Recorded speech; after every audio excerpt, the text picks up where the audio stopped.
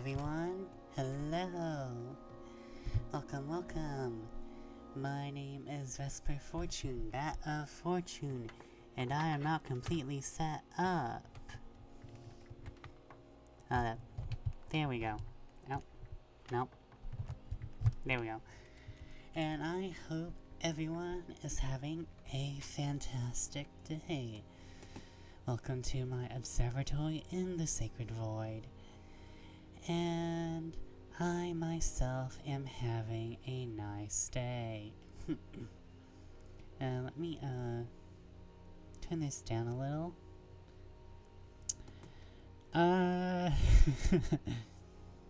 I'm currently deciding on whether or not to actually continue reading Island of Dr. Moreau because of how uncomfortable I felt reading it last time. And here's the thing, the Island of Dr. Moreau is known as like a really good science fiction piece, one that will stand the test of time or something. I don't know. I don't really care. I feel uncomfortable. I don't care about its messages about transhumanism or whatever. It is very blatantly racist. It's not even like it's racist in just a generally 1900s, 1890s way. It's just racist in general. And I'm like, I genuinely don't feel comfortable reading it. I'm just tempted to write my own version to read. My friend suggested to see if there was like a sensitivity version or something, but there isn't. But that's like a good idea to rewrite books for that, especially old books, and just completely remove the more blatant racism. Just completely remove it. It's like the racism isn't adding anything, to be quite frank. and you're not being shifty or stealthy, you're just being awful.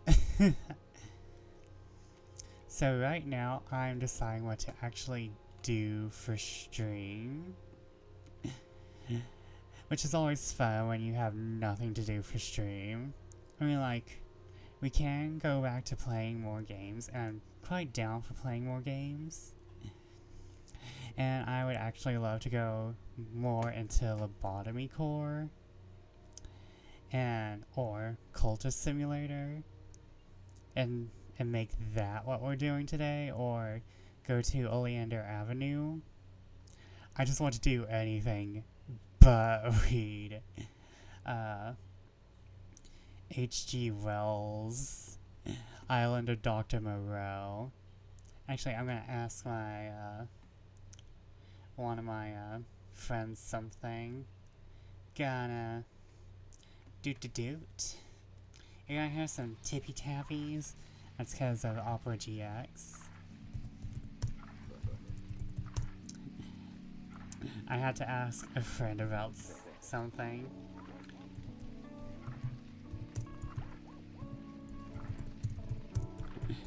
I hope everyone's doing okay today.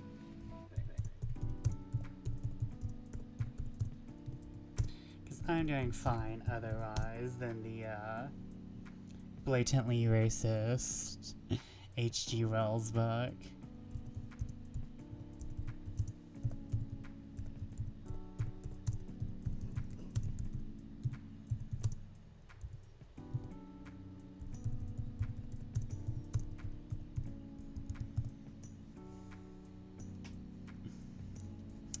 But,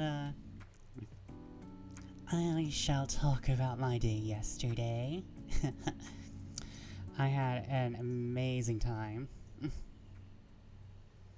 Aw, thank you. Oh, so impressive. Thank you. I am, trying to decide what to do actually, but welcome. My name is Vesper Fortune. I am a bat VTuber, and I control fate just a little. I can twist it just a little. I do it in very small ways by selling items you either need or giving you a little tap in the right direction with a fortune. I am the bat of fortune after all. I am deciding whether or not to continue reading The Island of Dr. Moreau by H.G. Wells, cause it's making me uncomfortable. But thank you for checking in. Oh, so impressive. But yeah, today's gonna be, if I decide to read something, it's going to be a chill stream. If I don't read something, it's not gonna be a chill stream. Because everything I'm playing right now is very anxiety inducing. And, oh yes, back to what I was saying. I had a very nice time yesterday. We went to the mall, me and my zombie friend and my cryptid friend. And we actually had, really good ramen. We had some really good ramen at this Interstellar Mall. And we had sushi. We had sushi and ramen for $40. Well, I had sushi and ramen for $40. They also had appetizers that we shared, which was crab rangoon and Korean mozzarella. Oh my god. It was very amazing, very deliciously amazing. And honestly, it was worth the $40. It wasn't even $40. It was around $34. I just gave a tip to round it up to 40. But oh my god, that was totally worth the amount I paid. I probably got more out of it than I would have had paying the same amount somewhere else. Like, that was a good amount of ramen. Like, that was enough ramen to feast upon for days. I'm having my tea, as always. And we went to a bunch of places after that. We can't go to the witchy shop because unfortunately everything closes down early anymore. You know, the space plague. The space plague making all those places shut down. Not that I mind, there's something kind of nostalgic about places shutting down early, but I don't like it. I've enjoyed shopping at night enough to know that it's just genuinely better if you don't want to deal with people.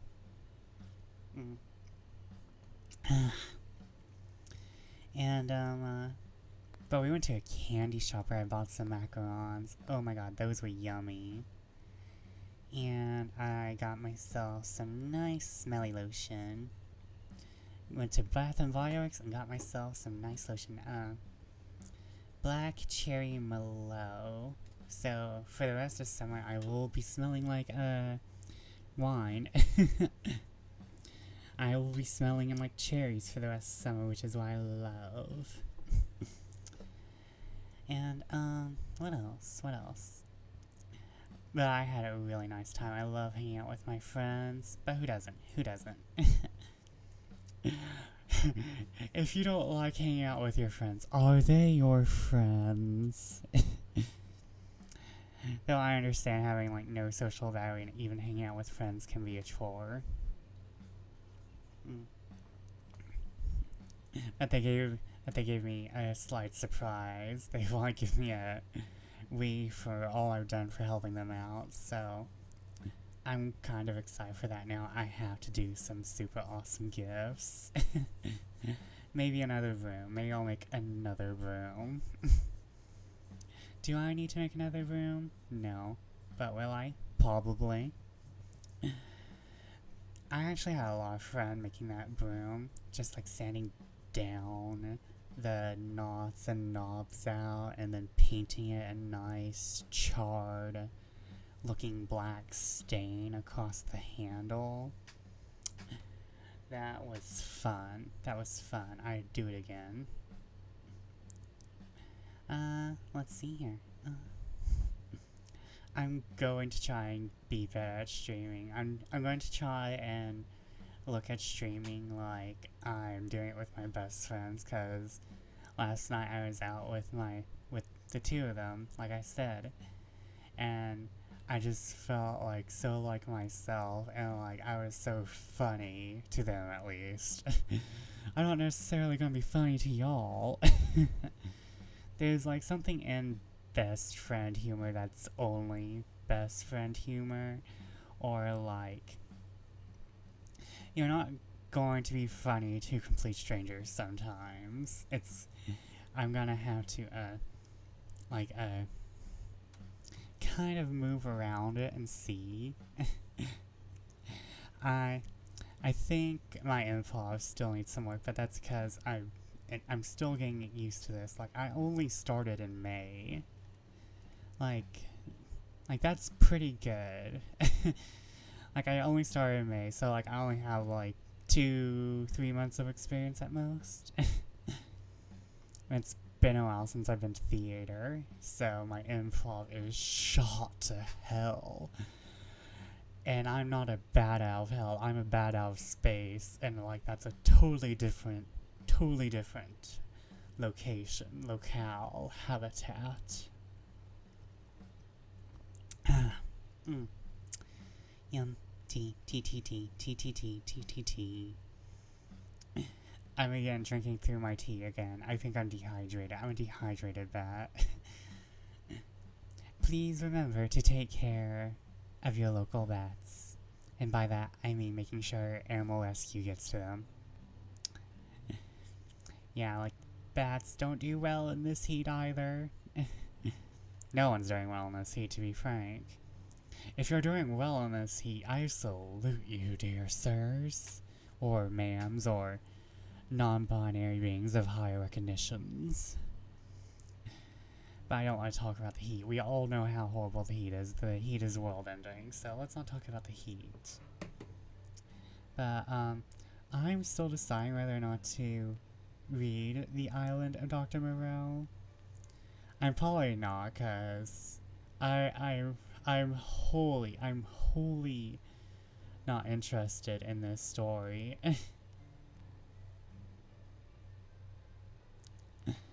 I'm wholly not interested in this story. Like, it is a good story from what I've read or from what I've heard. But it's not doing it enough for me to like be continually interested in it to read it. Oh no. I went to check on my stuff and it's like not and I forgot to turn down my phone. Oh no.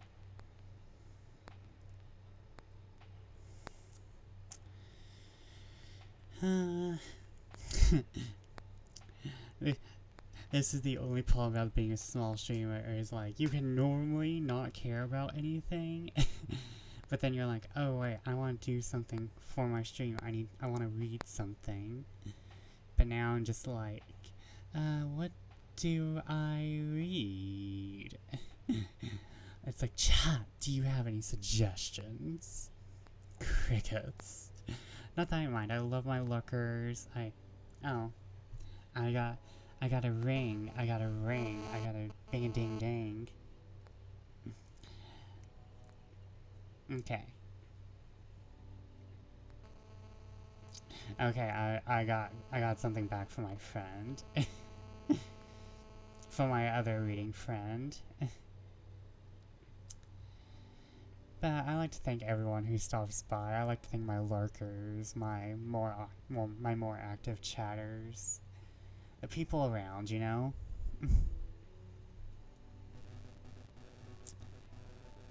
But, I think I may switch to Frankenstein or something.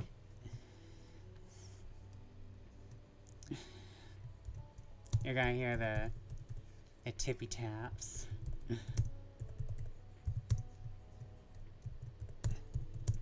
The tippy taps, the clicky clacks, the keeps.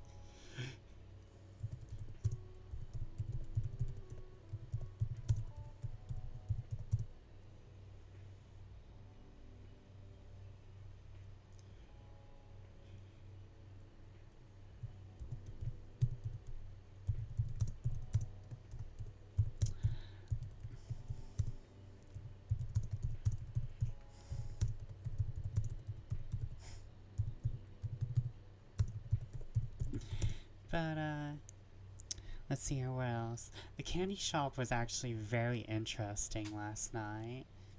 It wasn't like a candy... Well, it was a candy shop, but... they had a lot of weird items, like a soda that tasted like ranch dressing. Actually, they had a lot of, like, the gross, weird stuff. Like, gross, weird candies and flavors. Like, there was a bacon soda. Not like baking soda, but soda that tasted like bacon. And there was a few other gross things. I can't remember. Let's see here. There was probably some weird stuff. But it's like escaped me at light speed. It is gone. It has left me. It is out of this universe now. You're gonna hear some like little like Discord buzzies because I'm talking to people.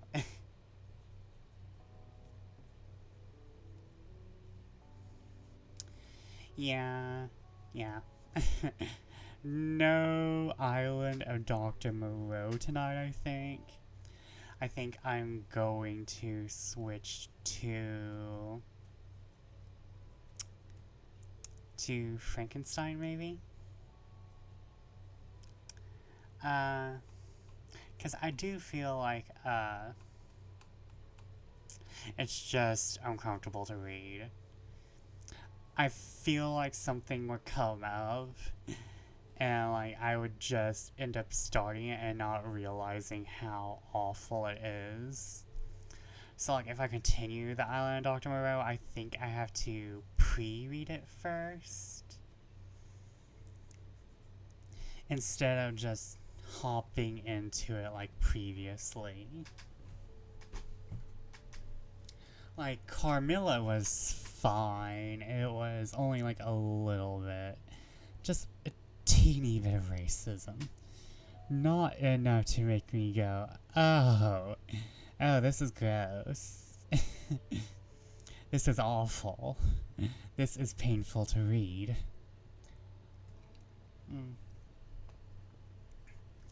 But, I think we will read... What shall we read? I feel like Frankenstein may be a better choice.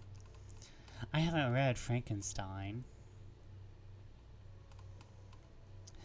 And I'm pretty sure it's a little less racist. A little bit.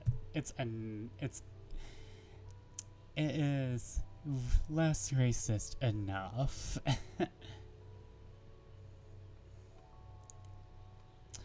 I don't trust anything before the OOs to not be a little racist. Let's see here. Oh, this is going to be a new thumbnail I'm gonna have to make, but you know, I don't have to read The Island Dr. Moreau anymore, so it's a win. It's a win.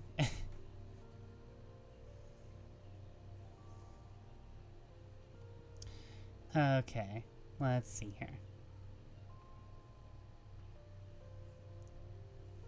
Oh, there is an improved edition of this title.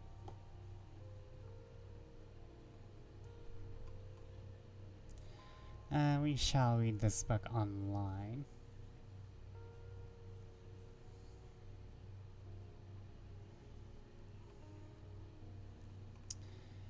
Okay, let's see here. Prefaces.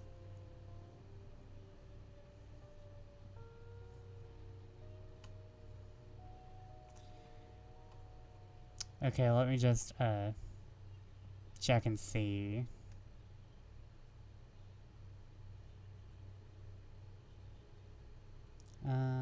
Da da da. Okay, I think.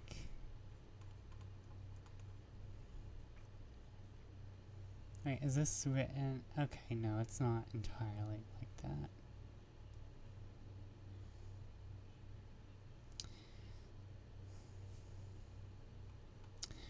Okay, yeah, we'll read Frankenstein, cause A, I was reading,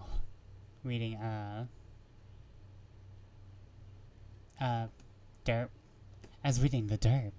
Derp, da derp, da derp, da derp, da derp, herp da derp, herp da derp. There's actually a song called Derp or Herp da derp. I forgot which. Oh my god, it's so catchy, and I kind of feel like that a lot. I feel like that a lot. But, let's see here. YouTube. We'll listen to some Victorian beats. Some Victorian lo-fi. Victorian ambience.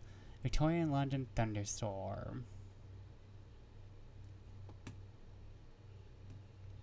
Let me just, change it to something more suitable for reading. There we go. There we go. Excuse the size change. Hold up. One of these days I will get this fixed. But, okay. We are going to read Frankenstein by Mary Shelley. And, oh, wait. Let me turn down my own ambience. That's my music. Can't be having that. Mute.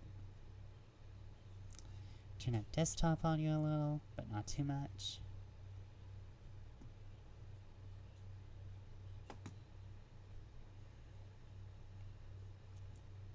There we go.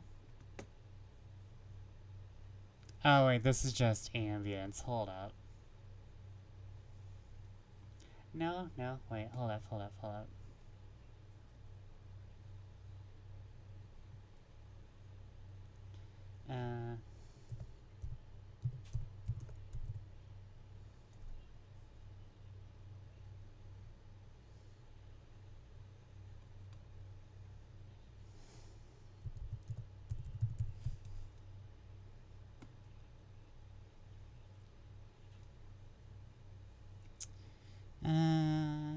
There we go. Dark academia music with rain sounds. There we go. There we go. Oh wait, I don't want to minimize that. One of these days. There we go. Move. Okay, there we go.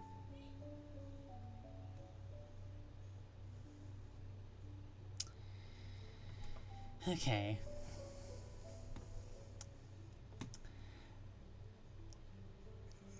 Frankenstein by Mary Shelley. Preface. Wait, hold on. Okay.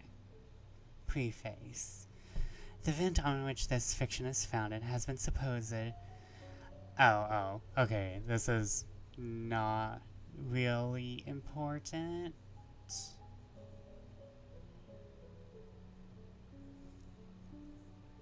Yeah, no, it's not that important. So we're just gonna go to the first chapter. Frankenstein, or the Modern Prometheus. Letter 1. To Missville, England, St. Petersburg, December 11th, 17X. You will rejoice to hear that no disaster has accompanied the commencement of an enterprise which you have regarded with such evil forebodings. I arrived here yesterday, and my first task was to ensure my dear sister of my welfare, and increasing confidence in the success of my undertaking. Hold up.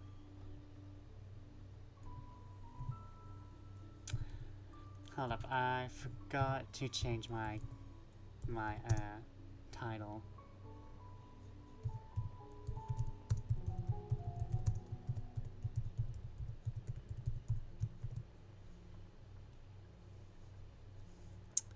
There we go.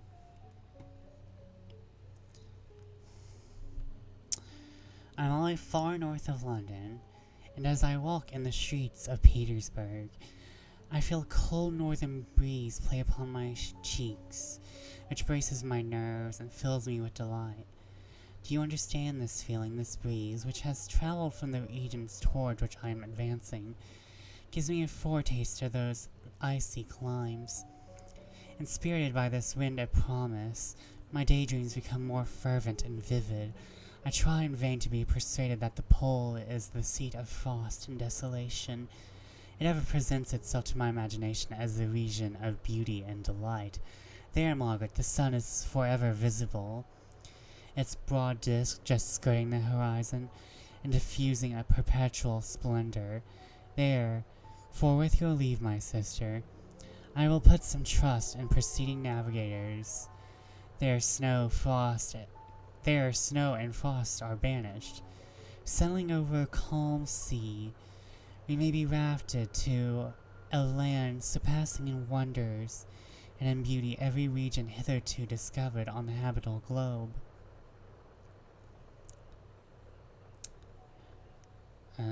Its productions and features may be without example, as phenomena of the heavenly bodies undoubtedly are in those undiscovered solitudes.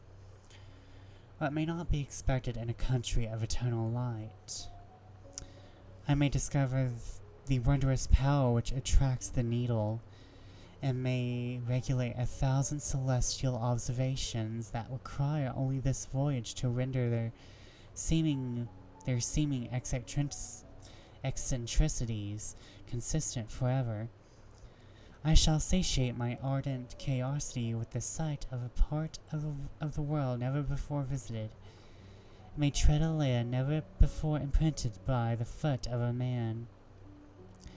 These are my enticements, and they are sufficient to conquer all fear of danger or death, and to induce me to commence this laborious voyage with the joy a child feels when he embarks in a little boat with his holiday mates on an expedition of discovery up his native river.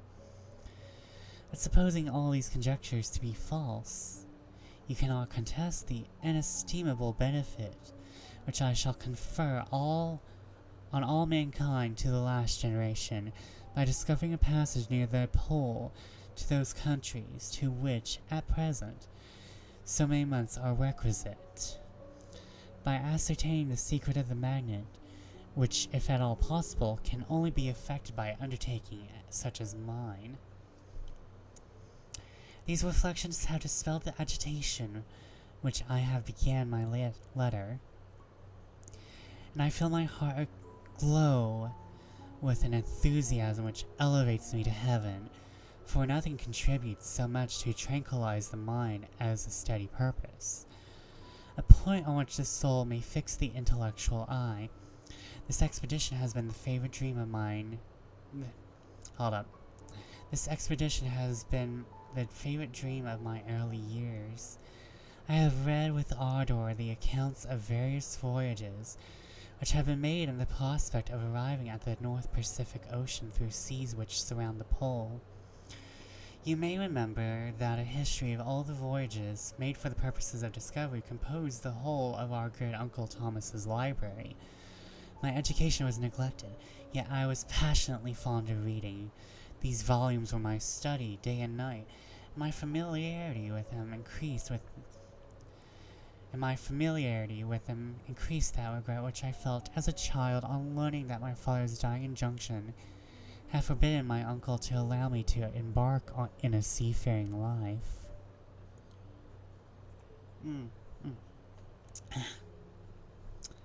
These visions faded when I perused, for the first time, those poets whose effusions entranced my soul and lifted it to heaven. I also became a poet, and for 1 year lived in a paradise of my own creation. I imagine that I might also attain a niche in the temple of where the names of Homer and Shakespeare are consecrated. You are well acquainted with my failure, and how heavily I bore the disappointment. But just at that time I inherited the fortune of my cousin, and my thoughts turned into the channel of their earlier bent. 6 years have passed since I resolved on my present undertaking. I can, even now, remember the hour from which I dedicated myself to this great enterprise. I commenced by inuring my body to hardship. I accompanied the rail fishers on several expeditions to the North Sea. I voluntarily endured cold, famine, thirst, and want of sleep. I often worked harder than the common sailors during the day, and devoted my nights to the study of mathematics, the theory of medicine, and those branches of physical science from which a naval adventurer might derive the greatest practical advantage. Twice I actually hired myself as an undermate in a Greenland whaler, and acquitted myself to admiration. I must own I felt a little proud when my captain offered me the second dignity in the vessel, and entreated me to remain with the greatest earnestness, so valuable did he consider my services. And now, dear Margaret, do I not deserve to accomplish some great purpose? My life might have passed in ease and luxury, but I prefer glory to every enticement that wealth placed in my path. Oh, that encouraging voice would answer in the affirmative. My courage and resolution is firm, but my hopes fluctuate and my spirits are often depressed. I am about to proceed on a long and difficult voyage, the emergencies of which will demand all my fortitude. I am required not only to raise the spirits of others, but sometimes to sustain my own when theirs are failing. This is the most favorable period for traveling in Russia. They fly quickly over the snow in their sledges. The motion is pleasant, and in my opinion far more agreeable than that of an English stagecoach. The cold is not excessive if you are wrapped in furs, a dress which I have already adopted, for there is a great difference between walking the deck and remaining seated motionless for hours, when no exercise prevents the blood from actually freezing in your veins. I have no ambition to lose my life on the post road between St. Petersburg and the Archangel. I shall depart for the latter town in a fortnight or 3 weeks, and my intention is to hire a ship there, which can easily be done by paying the insurance for the owner, and to engage as many sailors as I think necessary among those who are accustomed to whale fishing. I do not intend to sail until the month of June. And when shall I return? Dear sister, how can I answer this question? If I succeed, many months, perhaps years will pass before you and I may meet. If I fail, you may see me again soon, or never. Farewell, my dear Margaret. Heaven showered blessings upon you, and save me, that I may again and again testify my gratitude for all your love and kindness. Your affectionate brother, R. Walton.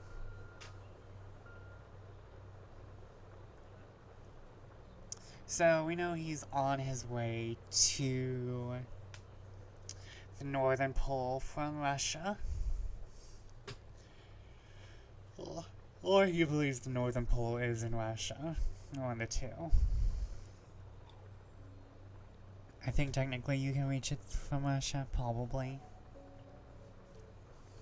Anyway, he's obsessed with whatever is up there. This is kind of like a good start to the mystery. Like, I don't think a lot of people know that Frankenstein starts off like this. I do because I've read a Junji Ito adaptation of it. I feel like a lot of people don't know. It kind of starts off with the character going north and just think it's all about the. Sorry if you hear anything.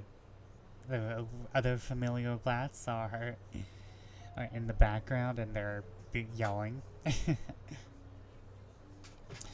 But I feel like a lot of people just think Frankenstein is the lab and the monster and the scientist and don't think about how it all got set up.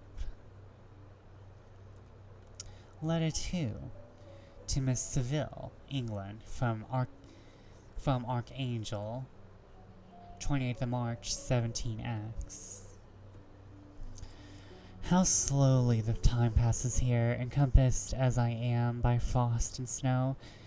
Yet a second step is taken towards my enterprise. I have hired a vessel. I am occupied in collecting my sailors.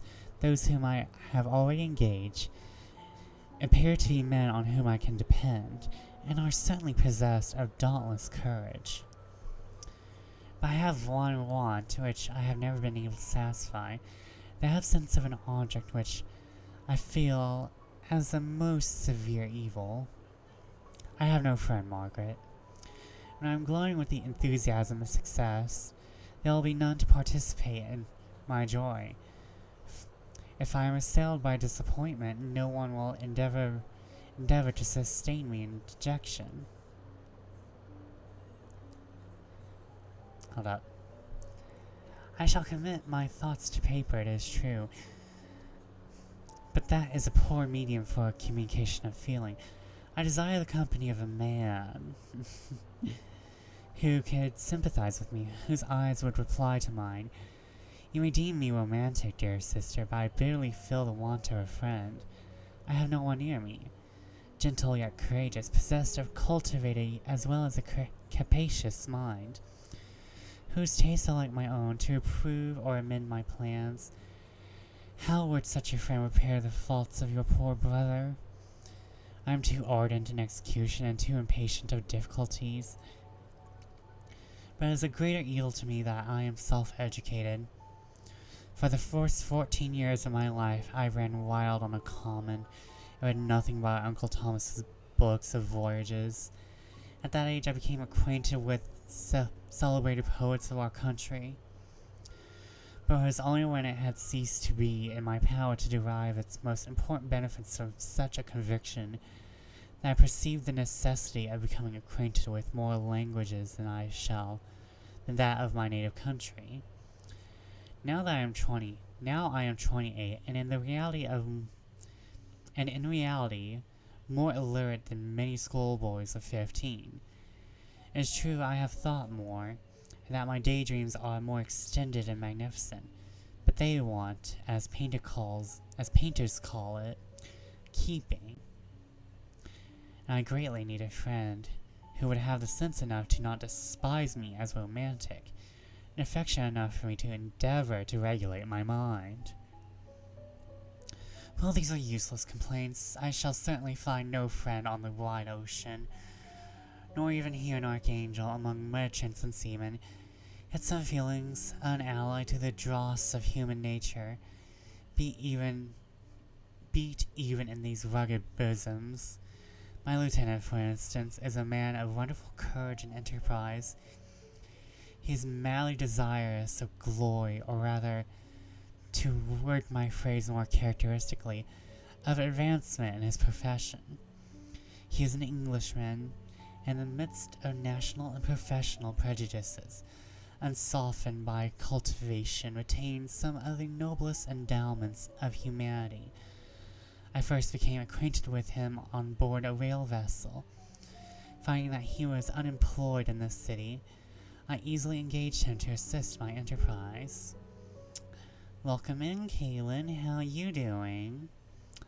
I am reading Frankenstein. You just caught me in the middle of it. I hope you are doing well.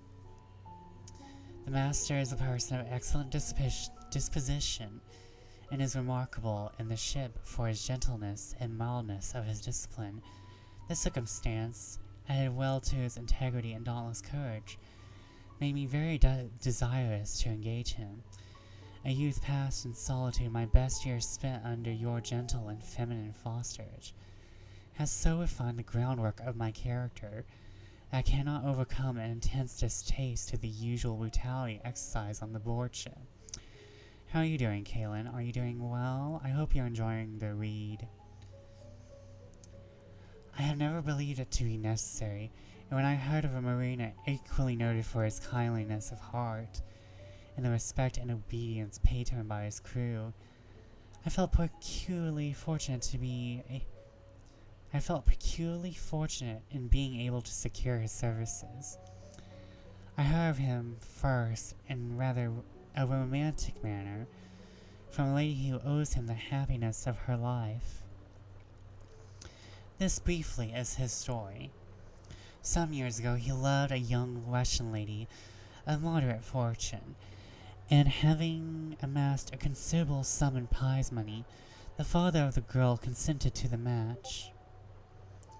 He saw his mistress once before in the destined ceremony, but she...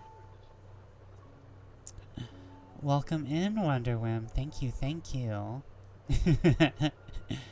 Well, I hope the reading will calm your nerves a little. Wait, what's happening? Wait, Wonder Whim? JCW? I know one of you is from Oliver. I know JCW is from Ollie. What's happening? What are you doing?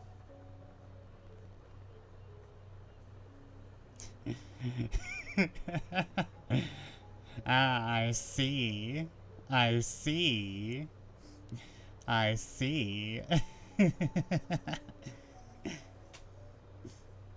Well, thank you all for joining the cauldron. I I was caught a little off guard. But thank you all for joining me, and I hope you enjoy the reading. And if you're having a nice time, please tell me and tell the others. And I hope the Elden Ring eases up Kaylin. Oh my god. Okay, hold up. I lost my place. Oh no, I lost my place. This briefly is his story. Some years ago, he loved a young Russian lady of moderate fortune, and having amassed a considerable sum in prize money, the father of the girl consented to the match. He saw his mistress once before the destined ceremony, but she was bathed in tears and throwing herself at his feet, entreated him to spare her, confessing at the same time that she loved another, but that he was poor, and that her father would never consent to the union. My generous friend reassured the suppliant, and on being informed of the name of her lover, instantly abandoned his pursuit. He only bought a farm with his money, on which he had designed to pass the remainder of his life. But he bestowed the whole on his rival, together with the remains of his prize money to purchase stock, and then himself solicited the young woman's father to consent to her marriage with her lover. But the old man decidedly refused, thinking himself bound in honor to my friend, who, when he found the father so inexorable, quitted his country, nor returned until he had heard that his former mistress was married according to her inclinations. What a noble fellow, you will exclaim. He is so. But then he is wholly uneducated, he is silent as a Turk, and kind of ignorant, and a kind of ignorant carelessness attends him, which, while it renders his conduct more astonishing, detracts from the interest and sympathy which otherwise would command. And also remember everyone to get a snack or a drink or a stretch if you need to. Just do whatever you need to keep yourself comfortable in the throes of the sacred night and the warm blanket that is the night. Let's continue. Yet do not suppose, because I complain a little, because I can conceive a consolation for my tolls which I may never know, that I am wavering in my resolutions. Those are as fixed as fate, and my voyage is only now delayed until the weather shall permit my embarkation. Oh no. That's my mating call, I'm sorry. My mating call is trying to get out. The winter has been dreadfully severe, but the spring promises well. It is considered a remarkably early season, so that perhaps I may sail sooner than I expected. I shall do nothing rashly. You know me sufficiently to confide in my prudence and considerateness. Whenever the safety of others is committed to my care, I cannot describe to you my sensations on the near prospect of my undertaking. It is impossible to communicate you a conception of the trembling sensation, half pleasurable and half fearful, with which I am preparing to depart. I am going to unexplored regions, to the land of mist and snow. But I shall kill no albatross, therefore do not be alarmed for my safety. Or if I should come back to you worn and woeful as the ancient mariner, you will smile at my illusion, but I will disclose a secret. I have often attributed my attachment, my passionate enthusiasm for the dangerous mysteries of the ocean, to that production of the imaginative, to that of the most imaginative of modern poets. There is something at work in my soul which I do not understand. I'm practically industrious, I'm practically industrious, painstaking, a workman to execute with perseverance and labor. But besides this, there is a love for the marvelous, a belief in the marvelous, entwined in all my projects, which hurries me on the common pathways of men, even to the wild sea and unvisited regions I am about to explore. To return to my dear considerations, I shall meet you again after having traversed immense seas, and return to the most southern cape of Africa or America. I do not expect much success, yet I cannot bear to look on the reverse of the picture. Continue for the present to write to me. This old writing is a trip. It is a trip. It's a trip to places I love going, but wow, the road's rocky. The road is rocky and covered in potholes and dead bodies. Continue for the present to write to me by every opportunity. I may receive your letters on some occasions when I need them to most support my spirits. I love you very tenderly. Remember me with affection, should you never hear from me again. Your affectionate brother, Robert Walton. You're probably wondering when we're going to get to Frankenstein. I don't know. I think what's going to happen is we're going to go through all the letters and we're going to meet I think I remember how this happens. I think most of the story is told in past tense, maybe in a flashback. I don't know. It's been a bit. Actually, I've never read this, but like I said, I've watched and read adaptations. And again, thank you all for lurking and following. and I hope you're enjoying the read, even though I am fumbling words like a bad football player. I don't know. Do football players fumble? I'm homosexual. I don't do sports.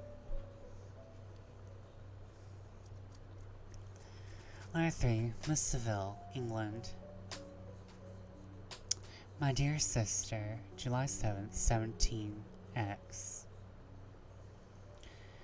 I write a few lines in haste to say that I am safe and well advanced on my voyage. This letter will reach England by a merchantman now on its homeward voyage from Archangel, more fortunate than I, who may not see my native land perhaps for many years. I am, however, in good spirits, my men are bold and apparently firm of purpose, nor do the floating sheets of ice that continually pass us, indicating the dangers of the regions towards which we are advancing, appear to dismay them. We have already reached a very high latitude, but it is the height of the summer, and although not so warm as in England, the southern gales which blow speedily towards those shores which I so ardently desire to attain, breathe a degree of renovating warmth which I had not expected. No incidents have hitherto befallen us that would make a figure in a letter. One or two stiff gales and the springing of a leak are accidents which experienced navigators scarcely remember to record, and I shall be well content if nothing worse happens to us during our voyage. Adieu, my dear Margaret. Be assured that for my own sake as well as yours, I will not rashly encounter danger. I will be cool, persevering, and prudent. But success shall crown my endeavors, wherefore not. Thus far I have gone, tracing a secure way over the pathless seas, the very stars themselves being witness and testimonies of my triumph. Why not still proceed over the untamed yet obedient element? What can stop the determined heart and resolved will of a man? My swelling heart involuntarily pours itself out thus, but I must finish. Heaven bless my beloved sister. R.W. I'm just going to continue on because that was a rather short letter. But we know he's almost about ready to embark. Letter 4 to Miss Seville, England, August 5th, 17X. Hold up, wait. I'm preparing myself. So strange an accident has happened to us that I cannot forbear recording it. Although it is very probable you will see me before these papers can come into your possession. Sorry, I thought I was hearing rain. Like more rain. They're not atmospheric rain. Last Monday, July 31st, we were nearly surrounded by ice which closed in the ship on all sides, scarcely leaving her the sea room which she floated. Our situation was somewhat dangerous, especially as we compassed around a very thick fog. We accordingly lay to, hoping that some change would take place in the atmosphere and weather. About 2 o'clock the mist cleared away, and we beheld, stretched out in every direction, vast and irregular plains of ice, which seemed to have no end. Some of my comments grown, and my own mind began to grow watchful with anxious thoughts, when a strange sight suddenly attracted our attention, diverted our solicitude from our own situation. We perceived a low carriage fixed on a sledge and drawn by dogs, passed on towards the north at the distance of half a mile. A being which had the shape of a man but apparently of gigantic stature sat in the sledge and guided the dogs. We watched the rapid progress of the traveler with our telescopes until he was lost among the distant inequalities of the ice. This appearance excited our unqualified wonder. We were, as we believed, many hundred miles from any land, but this apparition seemed to denote that it was not, in reality, so distant as we hoped. Shut in, however, by ice, it was impossible to follow his track, which we had observed with the greatest attention. About 2 hours after this occurrence, we heard ground sea, and before the night ice broke and freed our ship. We, however, lay until the morning, fearing the encounter in the dark those large loose masses which float after breaking up of the ice. I profited of this time to rest for a few hours. In the morning, however, as soon as it was light, I went upon deck and found all the sailors busy on one side of the vessel, apparently talking to someone in the sea. It was in fact a sledge, like we had seen before, which drifted towards us in the night on a large fragment of ice. Only one dog remained alive, but there was a human being within it, whom the sailors were saying to enter the vessel. He was not, as the other travelers seemed to be, a savage inhabitant of some undiscovered island, but a European. There's the racism. I was expecting racism. I was expecting a little bit of it. When I appeared on deck, the master said, "Here is our captain, and he will not allow you to perish on the open sea." On perceiving me, the stranger addressed me in English, although with a foreign accent. "Before I come on board your vessel," said he, "will you have the kindness to inform me whither you are bound?" You may conceive my astonishment on hearing such a question addressed to me from a man on the brink of destruction, to whom I should have supposed that my vessel would have been a resource that he would not have exchanged for the most precious wealth the earth could afford. I replied, however, that we were on a voyage of discovery towards the northern pole. Upon hearing this, he appeared satisfied, and consented to come on board. Good God, Margaret, if you had seen the man who thus capitulated for his safety, your surprise would have been boundless. His limbs were nearly frozen, and his body dreadfully emaciated by fatigue and suffering. I never saw a man in so wretched a condition. We attempted to carry him into the cabin, but as soon as he quitted the fresh air, he fainted. We accordingly brought him back to the deck, and restored him to animation by rubbing him with brandy and forcing him to swallow a small quantity. As soon as he showed signs of life, we wrapped him up in blankets and placed him near the chimney of the kitchen stove. By slow degrees he recovered and ate a little soup, which restored him wonderfully. Gull dinner. I had to say it. I'm sorry. Soup. Good soup. 2 days passed in this manner before he was able to speak, and I often feared that his sufferings had deprived him of understanding. When he had in some measure recovered, I removed him to my own cabin and tended to him as much as my duty would permit. I never saw a more interesting creature. His eyes have generally an expression of wildness and even madness. But there are moments when, if anyone performs an act of kindness towards him, or does him the most trifling service, his whole countenance light up as it were a beam of benevolence and sweetness I never saw equaled. But he is generally melancholy and despairing, and sometimes he gnashes his teeth as if impatient of the weight of woes oppressing him.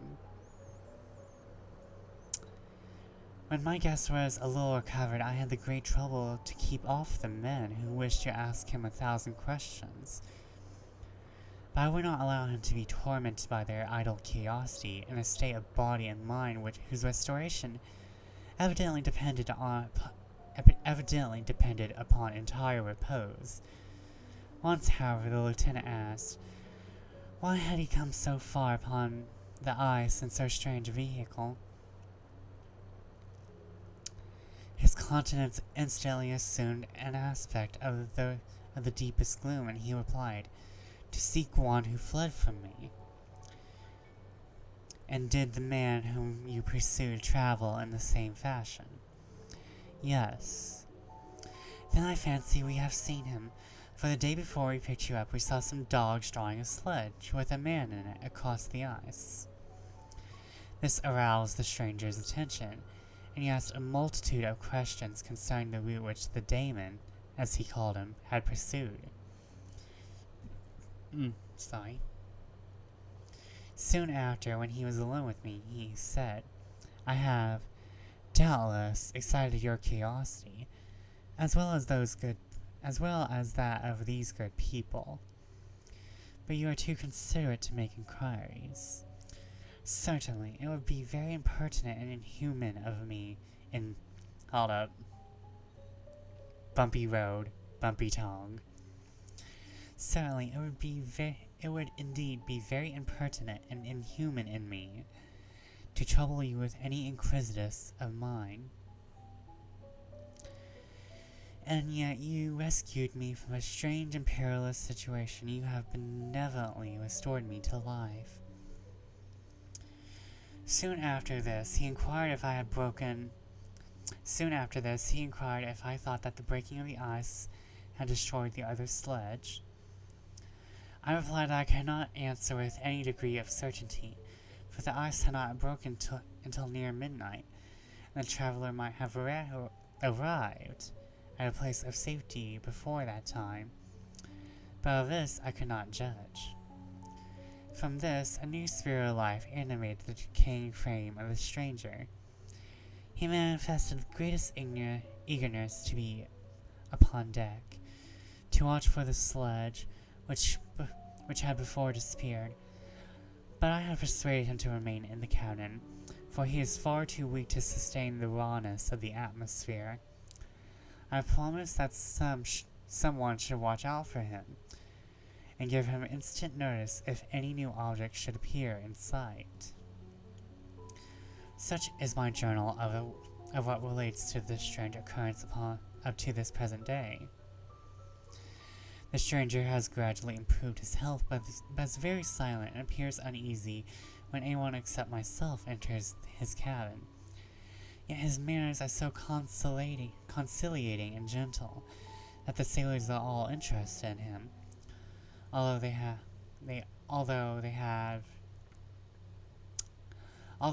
have had very little communication with him. For my own part, I begin to love him as a brother. His constant and deep grief fills me with sympathy and compassion.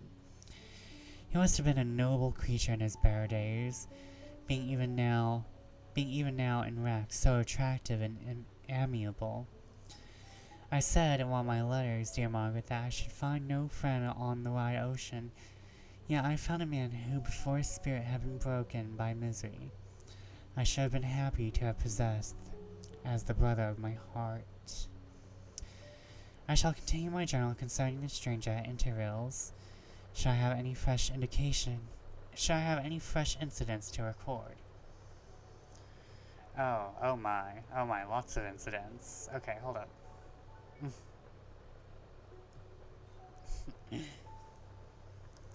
Just taking a little break to stretch. Everyone stretch, do your aerobics. Do your aerobics if you've seen that video. Stretch. And sips. Grab your teas, grab your waters, grab your cocos.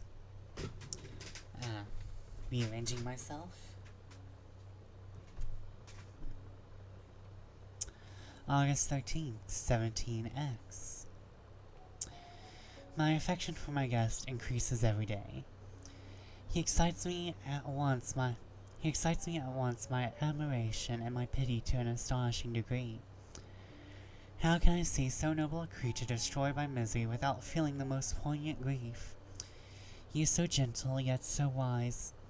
His mind so cultivated, and when he speaks, although his words are culled by the choicest art, yet they flow with rapidity and unparalleled eloquence. He is now recovered from his illness, and is continually on the deck, apparently watching for the sledge that preceded his own. Yet although unhappy, he is not so utterly occupied by his own misery, but he interests himself deeply in the projects of others. He has frequently conversed with me on mine, which I have communicated to him without disguise. He entered attentively into all my arguments in favor of my eventual success, and into every minute detail of measures I had taken to secure it. I was easily read by the sympathy which he evinced to use the language of my heart, to give utterance to the burning ardor of my soul, and to say with all fervor that warmed me how gladly I would sacrifice my fortune, my existence, my every hope, to the furtherance of my enterprise. One man's life or death were but a small price to pay for the acquirement of knowledge which I sought, for the dominion which I should acquire and transmit over the elemental foes of our race.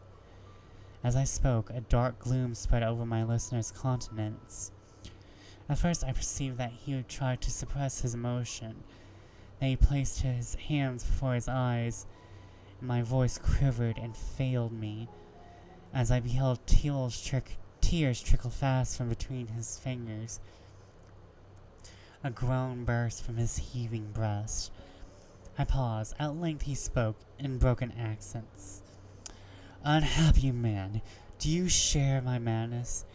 Have you drank also of the intoxicating draught? Hear me, let me reveal my tale, and you will dash the cup from your lips." Such words, you may imagine, strongly excited my curiosity, but the paroxysm of grief that had seized the stranger overcame his weakened powers, and many hours of repose and tranquil conversation were necessary to restore his composure. Having conquered the violence of his feelings, he appeared to despise himself for being a slave of passion, and quelling the dark tyranny of despair, he led me again to converse concerning myself personally. He asked me the history of my earlier years. The tale was quickly told, but awakened various trains of reflection. I spoke of my desire of finding a friend, of my thirst for more intimate sympathy with a fellow mind than had ever fallen to my lot,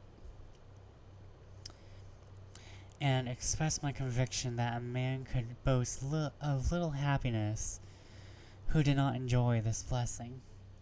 "I agree with you," replied the stranger. "We are unfashioned creatures, but half made up. If one wiser, better, dearer than ourselves, such a friend ought to be. Do not lend his aid to perfectionate our weak and faulty natures. I once had a friend, the most noble of human creatures, and I am entitled, therefore, to judge respecting friendship. You have hope and the world before you, and have no cause for despair, but I have lost everything, and cannot begin life anew." As he said this, his countenance became expressive of a calm, settled grief that touched me to the heart. But he was silent, presently retired to his cabin. Even broken in spirit as he is, no one can feel more deeply than he does the beauties of nature.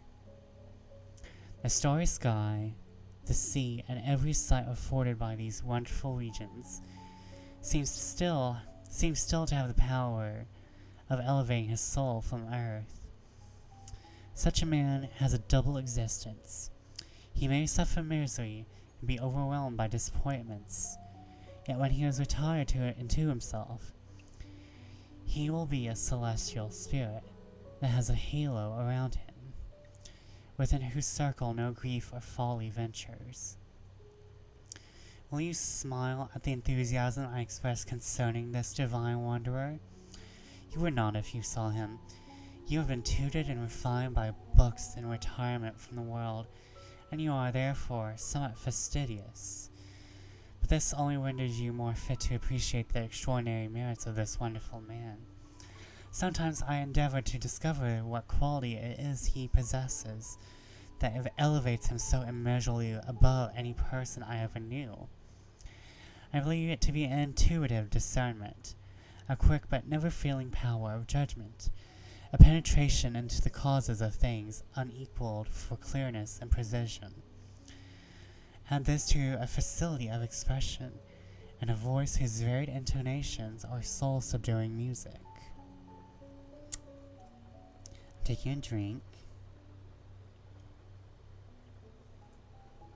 But I'm pretty sure this is Dr. Frankenstein, because we already have hints. He was chasing the sledge with the dogs, and that had the much larger man. And so, we're kind of already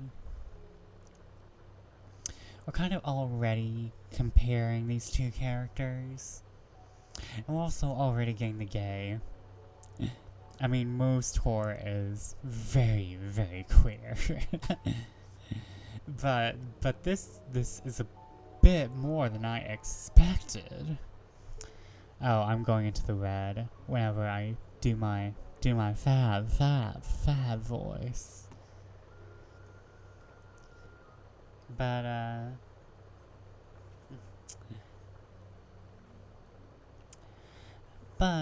as we have seen so far, he is very, very... oh dear Rob, is very, very enamored with our doctor.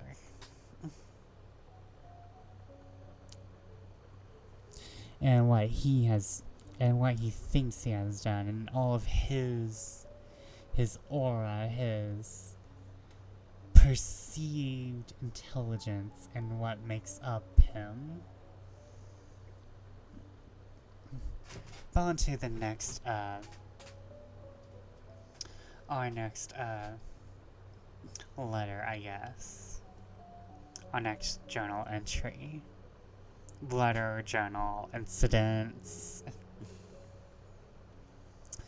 Yesterday, the stranger said to me, "You may easily perceive, Captain Walton, that I have suffered great and unparalleled misfortunes, that I had determined at one time that the memory of these evils should die with me. But you have allowed me to alter my determination. You seek for knowledge and wisdom, as I once did. And I ardently hope that the gratification of your wishes may not be a serpent to sting you as mine has been. I do not know that the relation of my disasters will be useful to you. Yet when I reflect that you are pursuing the same course, exposing yourself to the same dangers which have rendered me what I am, I imagine that you may deduce an apt moral from my tale, one that may direct you if you succeed in your undertaking and console you in the case of failure. Prepare to hear of occurrences which are usually deemed marvelous. If you were among tamer scenes of nature, I might fear to encounter your unbelief, perhaps your ridicule. But many things will appear possible in these wild and mysterious regions, which would provoke the laughter of those unacquainted with the ever-varied powers of nature.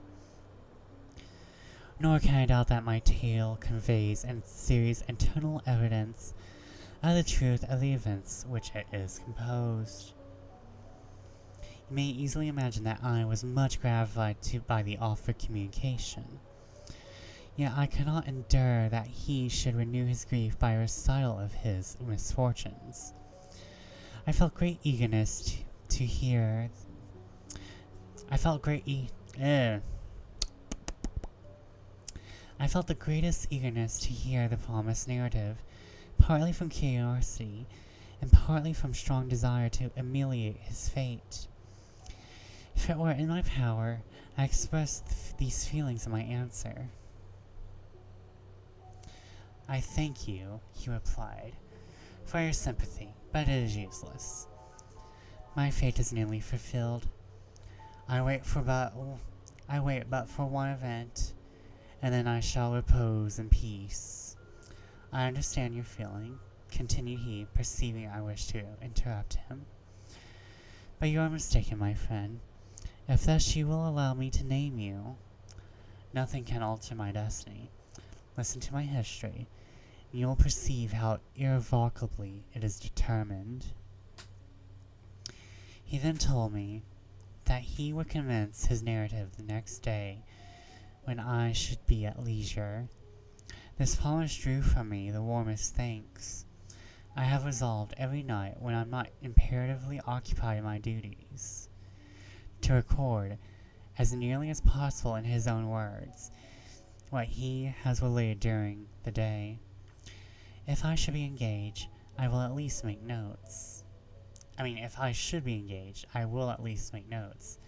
This manuscript will doubtless afford you the greatest pleasure, but to me, who know him, and who hear it from his own lips, with what interest and sympathy I shall read it in some future day. Even now, as I commence my task, his full-tone voice swells in my ears. His lustrous eyes dwell on me with all their melancholy sweetness. I see his thin hand raised in animation, while the lineaments of his face are irradiated in my soul within. I see his thin hand raised in animation, while the lineaments of his face are irradiated by the soul within. Strange and harrowing must be his story, frightful the storm which embraced the gallant vessel on its course, and wrecked it thus. So yeah, I thought this entire story is going to be a sort of, I don't want to call it epistolatory, because that's just wrong. It's told entirely in flashback, which I'm starting to realize was a thing back then, probably even more than it is now. This entire story is told in flashback. I'm sorry, I'm very, very sleepy, Bat. But, I think they did this in Carmilla as well, where the story was told in flashback. It's been a bit. But, this is quite interesting. This seems to be a recurring trope amongst older fiction. But another thing I'm also really enjoying is that you can tell that male friendships were very different back then. Even if back then wasn't... I'm trying to remember when this was written. But, you can definitely tell there is a shift in male friendships and how they were perceived from then to now. Because even though I'm saying this is very gay, this probably was not super gay back then. Though considering who Mary Shelley was, and she was dealing with with homosexual men, homosexual women, bisexuals of both genders. And I think she was actually dealing with the Lord Byron at the time. But, so, these two, it could be very on the cusp of, oh, he's a friend I fuck. I'm friends with benefits with Dr. Frankenstein. So that's what I'm kind of getting, is that he wants to be brothers in a Sean Cody way, maybe. But I'm really enjoying both characters. I really enjoy Robert so far, but we're probably going entirely into Mr. Frankenstein from here on out. The Doctor. So, let's actually start chapter 1. I think the letters are basically a prologue. The letters were the prologue. Now we're in the actual body.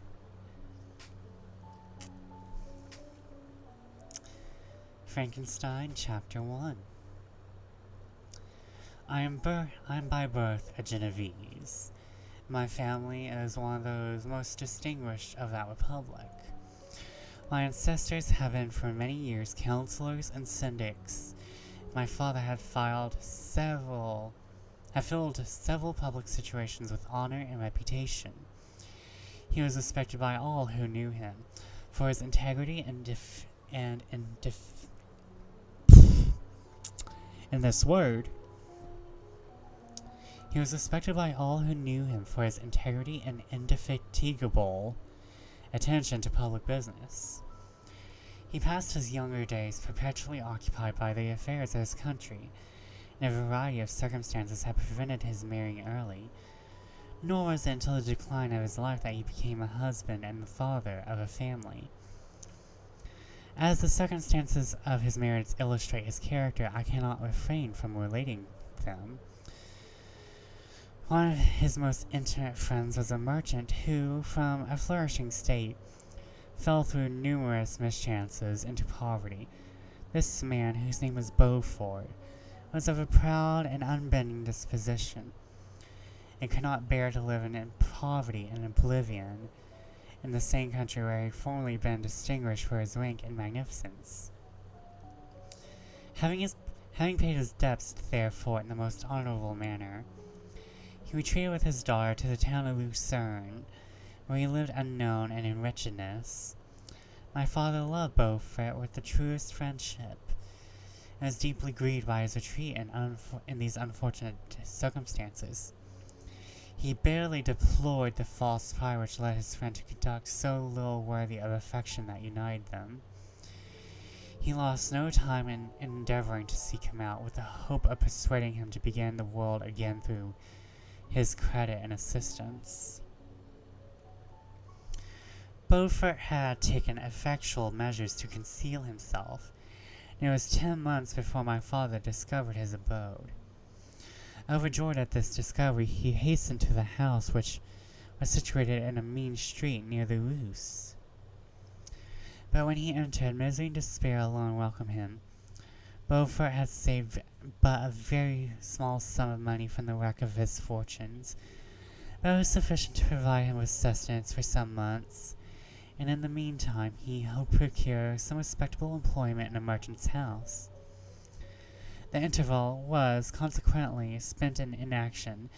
His grief only became more deep and rankling, and his leisure for reflection, and at length took so fast hold of his mind, that at the end of 3 months he lay on a bed of sickness, incapable of any exertion. His daughter attended him with great tenderness, but saw with despair that their little fund was rapidly decreasing, and that there was no other prospect of support. But Caroline Beaufort possessed a mind of uncommon mould, and her courage rose to support her in her adversity. She procured plain work. She plaited straw, and by various means contrived to earn a pittance scarcely sufficient to support life. Several months passed in this manner. Her father grew worse. Her time was entirely occupied in attending him. Her means of subsistence decreased, and in the 10th month her father died in her arms, leaving her an orphan and a beggar. The last blow overcame her, and she knelt by Beaufort's coffin, weeping bitterly when my father entered the chamber. He came like a protecting spirit to the poor girl, who committed herself to his care, and after the interment of his friend, he conducted her to Geneva, and placed her under the protection of a relation. 2 years after this event, Caroline became his wife. Ow, ow, ow, ow, ow, ow, ow, ew, ew, ew, ew, ew. But this is if she's 18 or whatever it was back in those days, it's okay. But this is still kind of gross and different times. I don't want to say this feels like growing, because he literally saved her life. I don't want to go on a tangent, because like I said, this is like olden times, man. I mean, I know that the olden times weren't exactly like everyone thinks it is. So like this is probably even gross for then. mm. But at least one good thing. At least he saved her life. I'm gonna give him that. There was a considerable difference between the ages of my parents, but this circumstance seemed to unite them only closer in the bonds of devoted affection. There was a sense of justice in my father's upright mind which rendered it necessary that he should approve highly to love strongly.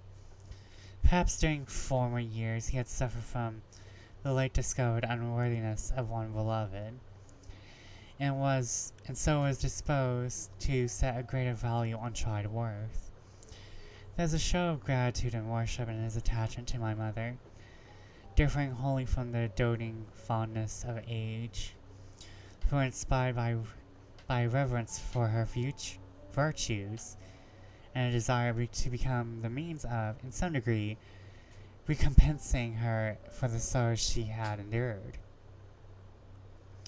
but which gave inexpressible grace to his behavior to her. Everything was made to yield to her wishes and her convenience. He strove to shelter her as fair exotic is sheltered by the gardener.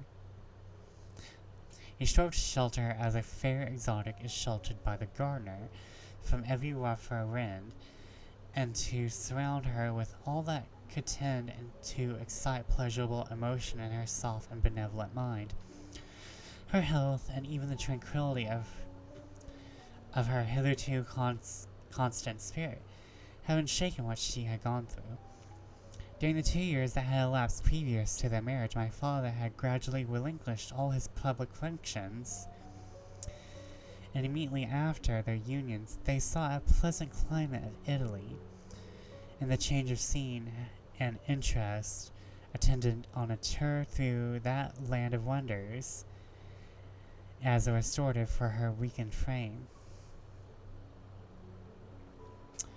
From Italy they visited Germany and France. I, their eldest child, was born at Naples.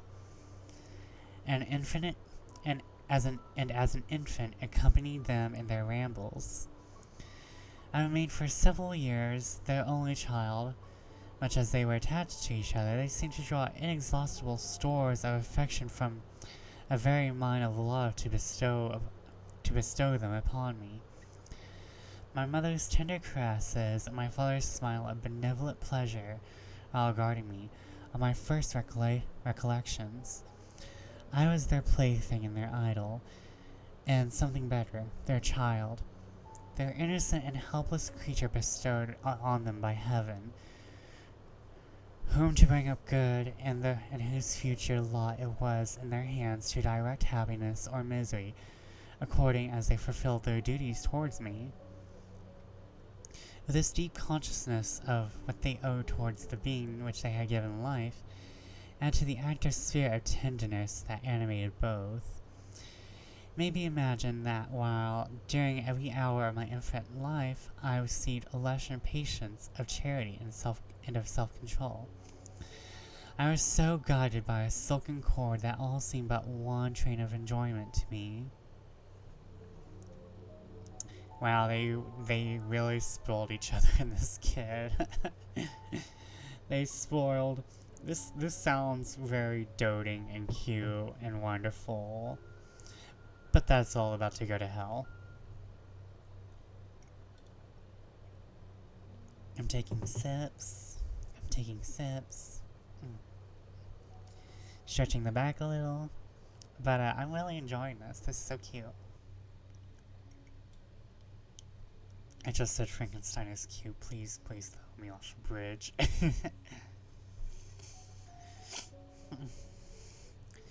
For a long time, I was their only care. My mother had much desire to have a daughter, but I continued their single offspring. When I was about 5 years old, while making an excursion beyond the frontiers of Italy, they passed a week on the shores of They passed a week on the shores of the Lake of Como. Their benevolent disposition often made them enter the cottages of the poor. This to my mother was more than a duty. It was a necessity, a passion, remembering that she had suffered and how she had been relieved, for to act in turn the guardian angel to the afflicted. Welcome in, whatever. We are reading Dr. Frankenstein because I'm not reading any more of the Island of Dr. Moreau. You can't make me. No one can. This is my stream. Also, I'm enjoying Frankenstein a lot more, to be fair.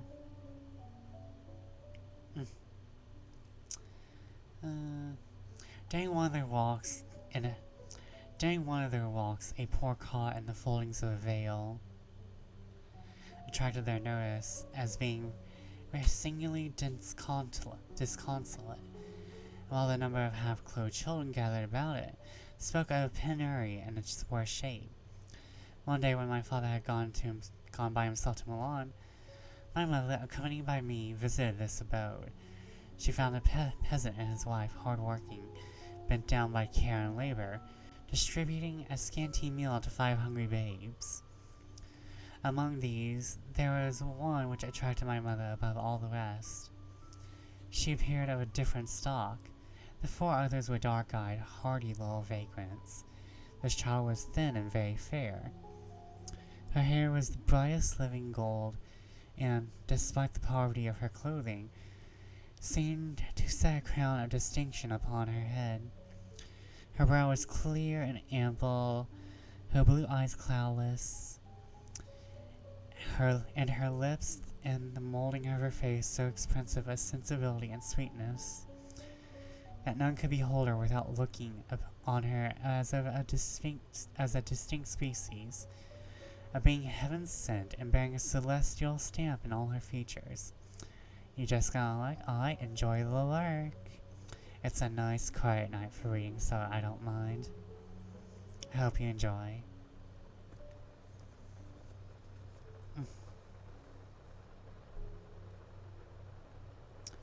The peasant woman, perceiving that my mother fixed eyes of wonder and admiration on this lovely girl, eagerly communicated her history. She was not her child, but the daughter of a Milanese nobleman. Her mother was German and had died on giving her birth. The infant had been placed with these good people to nurse. They were better off then. They had not been long married, and their eldest child They had not long been married, and their eldest child was but just born. The father of their charge was one of those Italians nursed in the memory of the antique glory of Italy, one among the Schiavi Agnor Frementi, who exerted himself to obtain the liberty of his country. He became the victim of its weakness. Whether he had died or still lingered in the dungeons of Austria was not known. His property was confiscated and his child became an orphan and a beggar. She continued with her lost appearance and bloomed in the Rue de Bode, fairer than a garden rose among darkly brambles. When my father returned from Milan, he was... hold up. I'm getting comfy. When my father returned from Milan, he found me playing in the hall of our villa. A child fairer than pictured. Hold up. Hold up, don't hurt myself. When my father returned from Milan, he found playing with me in the hall of our villa a child fairer than pictured cherub, a creature who seemed to shed radiance from her looks, whose form and motions were lighter than the chamois of the hills. The apparition was soon explained. With his permission, my mother prevailed on her rustic guardians to yield their charge to her. They were fond of the sweet orphan. Her presence seemed a blessing to them. But it would be unfair to keep her in poverty and want, and Providence afforded her such powerful protection. They consulted their village priests, and the result was that Elizabeth Lavenza became the inmate of my parents' house. My more than sister, the beautiful and adored companion of all my occupations and pleasures. Oh, no. Oh, this.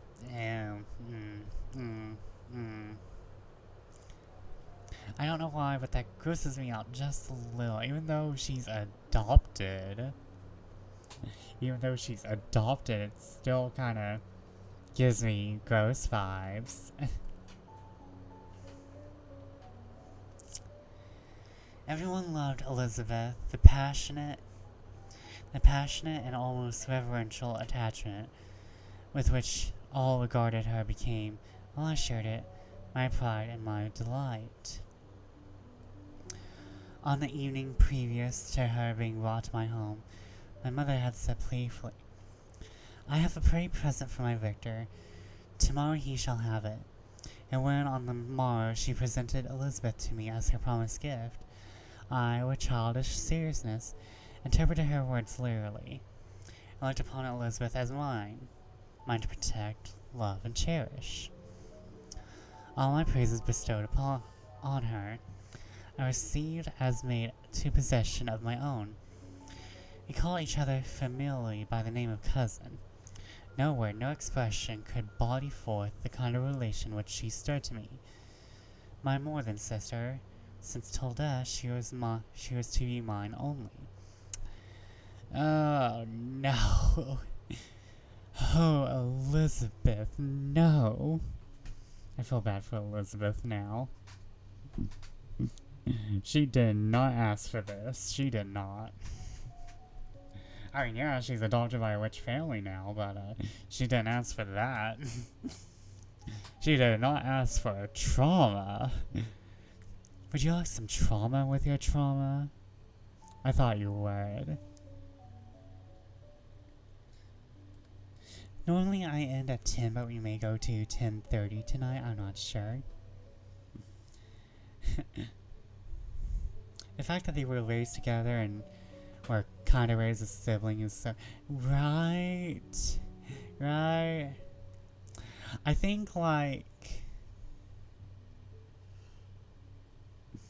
And also, you know, kind of bought her to marry to their son. Right. I'm like... It's that really weird, it's weird but also not weird but also super weird kind of deal. It's like there's, it kind of has an incest feel that it's also not incest. To be fair, their parents are also pretty weird. Let's be fair, the parents are weird cause this woman, this man, rescued this, we're not even sure how old the girl was when they were married. We just know that there was an age gap. So this could probably be a little bit of trauma going down the tree. This is probably a little bit... Yeah. I don't remember everything about Mary Shelley, but I know there is shit going down in Mary Shelley's life. Yeah, she had a weird relationship with her mother. And you know what they say, you can see you can sometimes see what's going on in a writer's life by what they write. And I'm not saying. Weird is an understatement, right? Like, I don't remember everything off the top of my head. But for everyone who doesn't know, Mary Shelley, like a lot of writers back in the day, was very traumatized. And like a lot of stuff was happening, but if you're at an orgy with Lord Byron, you're probably not in a good mind. Like, if I remember correctly, she wrote Frankenstein because she was bored at an orgy. I don't remember. I'm probably wrong. You know the thing about the cemetery and her mother's grave? I think so. Hold up. I have to, I remember reading it, but it's been a bit. Like, I probably saw a Tumblr post with it. Mary Shelley and her mother's grave. I'm sorry, we have to Google it. Oh yeah. Yeah,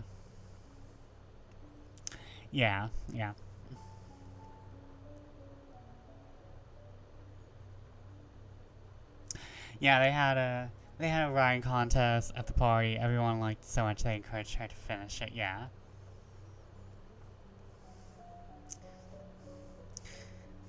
So yeah, Mary apparently lost her virginity on her mother's grave.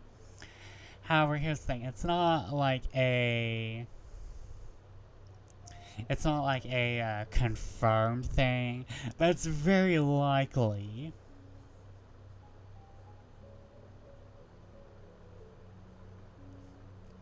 She was carrying around her dead husband's organs. To be fair, Girly Pop said, "I know a place." Mary Shelley was who was it that wrote "I'm glad my mother's dead"? Hold up. Who was it? Yeah. Mary Shelley was the first Jeanette McCurdy. Mary Shelley was the first Jeanette McCurdy, probably. Nah, you almost got it.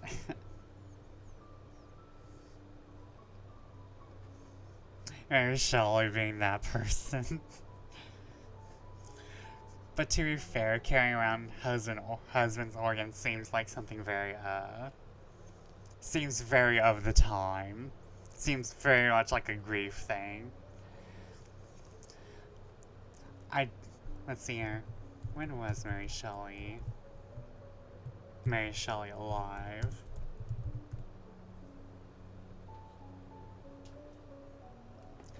It's probably doing that. Hold up.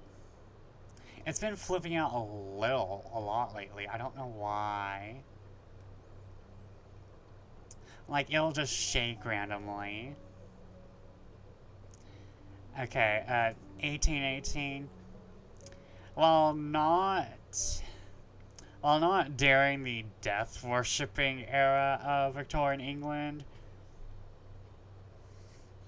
Well, not during the death-worshipping era of England. We're kind of getting close. We're getting very close.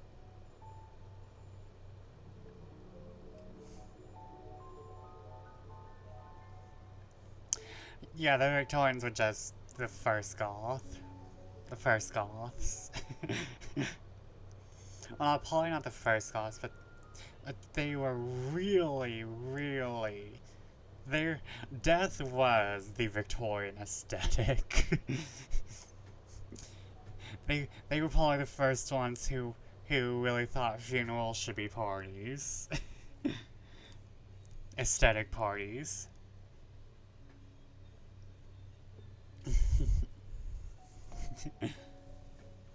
But yeah, during a summer with Lord Byron, uh, near Geneva, Shelley conceived the idea for a novel.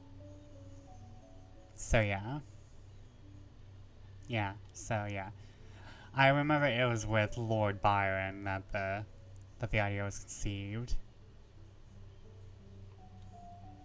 So we know that that this is going to be full of trauma.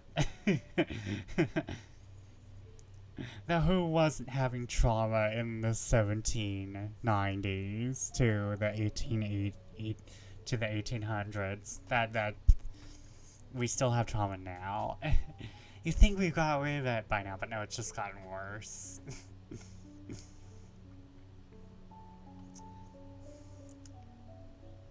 But we got some gross incest going on.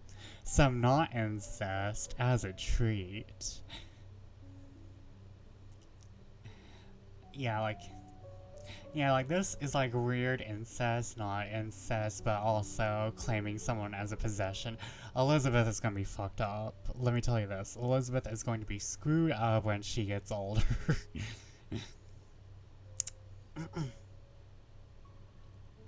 But when when it's not an if, it's going to be a when. This girl is doomed.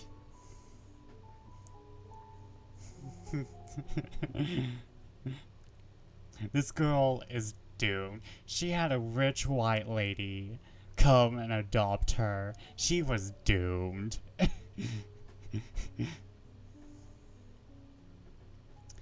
Chapter 2. We were brought up together. There was not quite a year difference in our ages. I need not say that we were strangers to any species of disunion, or dispute.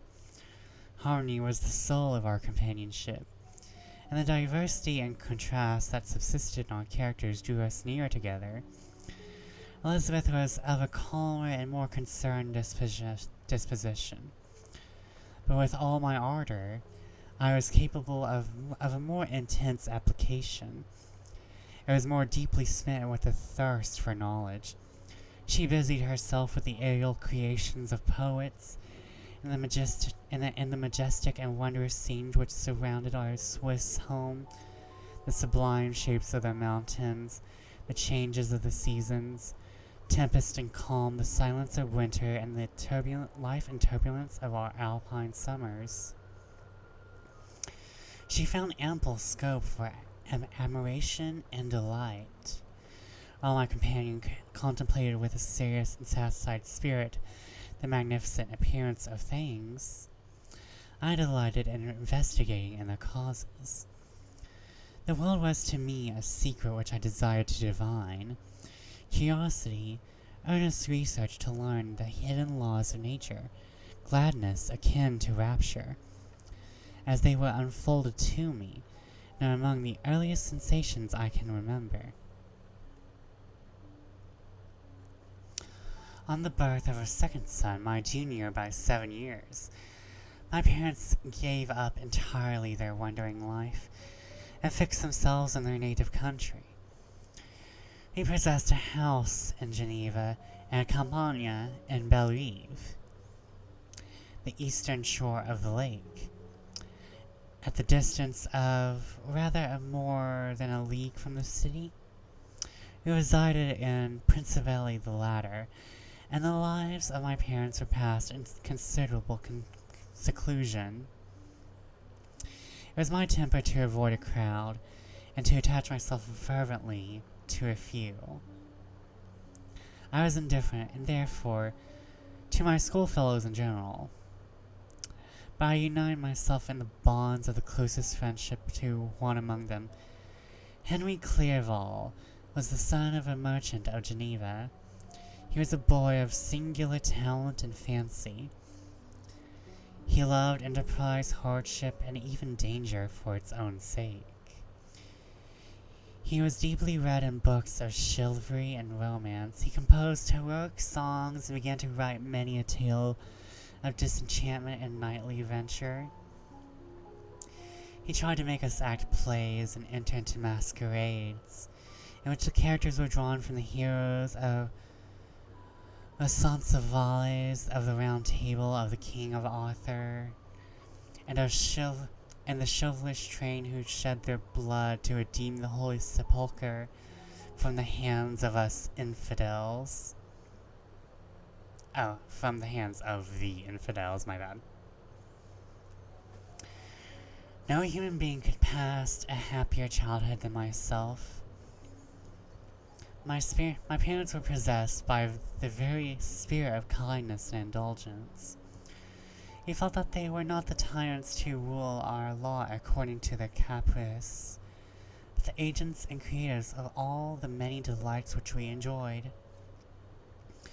When I mingled with other families, I distinctly discerned how peculiarly fortunate my lot was, and gratitude assisted the development of filial love. My temper was sometimes violent and my passions vehement. But by some law in my temperature they returned, not towards childish pursuits, but to an eager desire to learn, and not learn all things indiscriminately. I confess that neither the structure of languages, nor the code of governments, nor the politics of various states possessed attractions to me. It was the secrets of heaven and earth I desired to learn, and whether it was the outward substance of things, or the inner spirit of nature and the mysterious soul of man that occupied me, still my inquiries were directed towards the metaphysical, or its higher sense, the physical secrets of the world.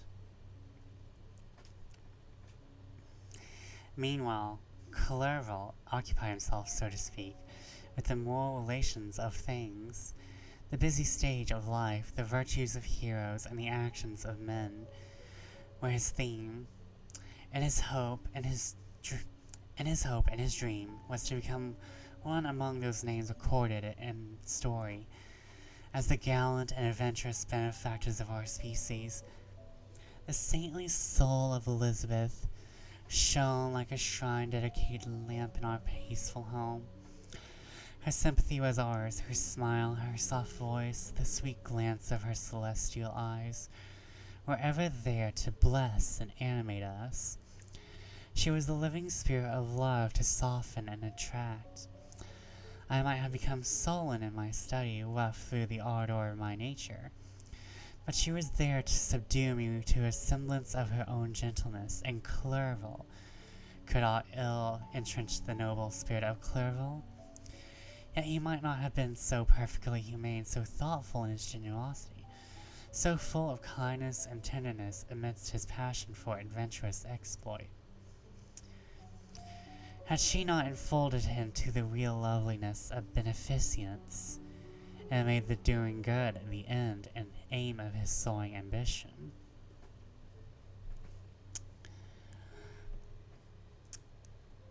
Sometimes all these words get in the way of telling the story, but I'm just a little dumb. Sorry, I'm rearranging myself. It's kind of loud, I'm sorry. I feel sorry, I nearly hit the microphone again. Unhappy bat noises. I feel exquisite pleasure in dwelling on the recollections of childhood, before misfortune had tainted my mind and changed its bright visions of extensive usefulness into gloomy and narrow reflections upon self. Besides, in drawing the picture of my early days, I also record those events which led, by insensible steps, to my after-tale of misery. For when I would account myself the birth of that passion which afterwards ruled my destiny, I find it arise like a mountain river from ignoble and almost forgotten sources. but swelling as it proceeded, it became a torrent which in its course had swept away all my hopes and joys. Natural philosophy is the genius that regulated my fate. I desire, therefore, in this narration, to state those facts which led to my predilection for that science. When I was 13 years of age, we all went on a party of pleasure. I'm sorry that I said that like that. When I was 13 years of age, we all went on a party of pleasure. Yeah, it's sus. They were 13. When I was 13 years of age, we all went on a party of pleasure to the baths near Thonin. The inclemency of the weather obliged us to remain a day confined to the inn. In this house, I chanced to find a volume of the works of Cornelius Agrippa. Bro, that's not sus, that's criminal, right? I don't know what they... I think it's a time thing. It's a time thing. Like we have a different idea of a party of pleasure nowadays.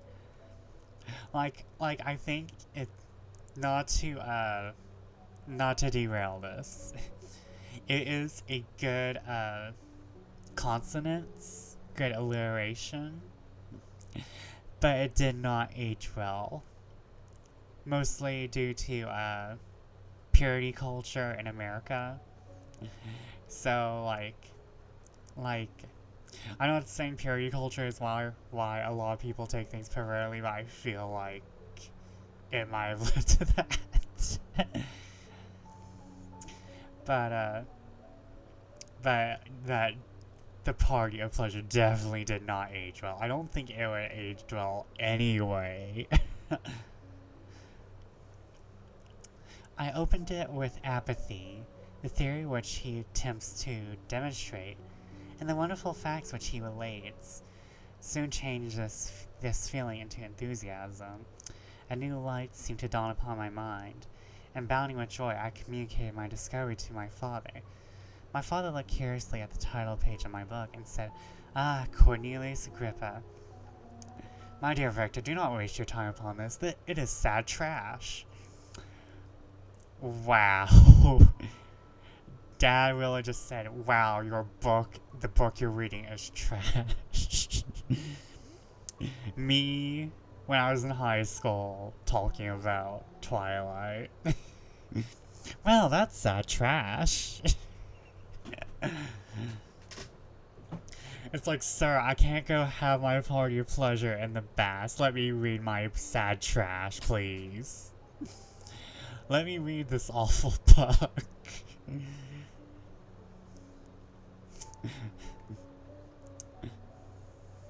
Twilight watch party, please? No. No.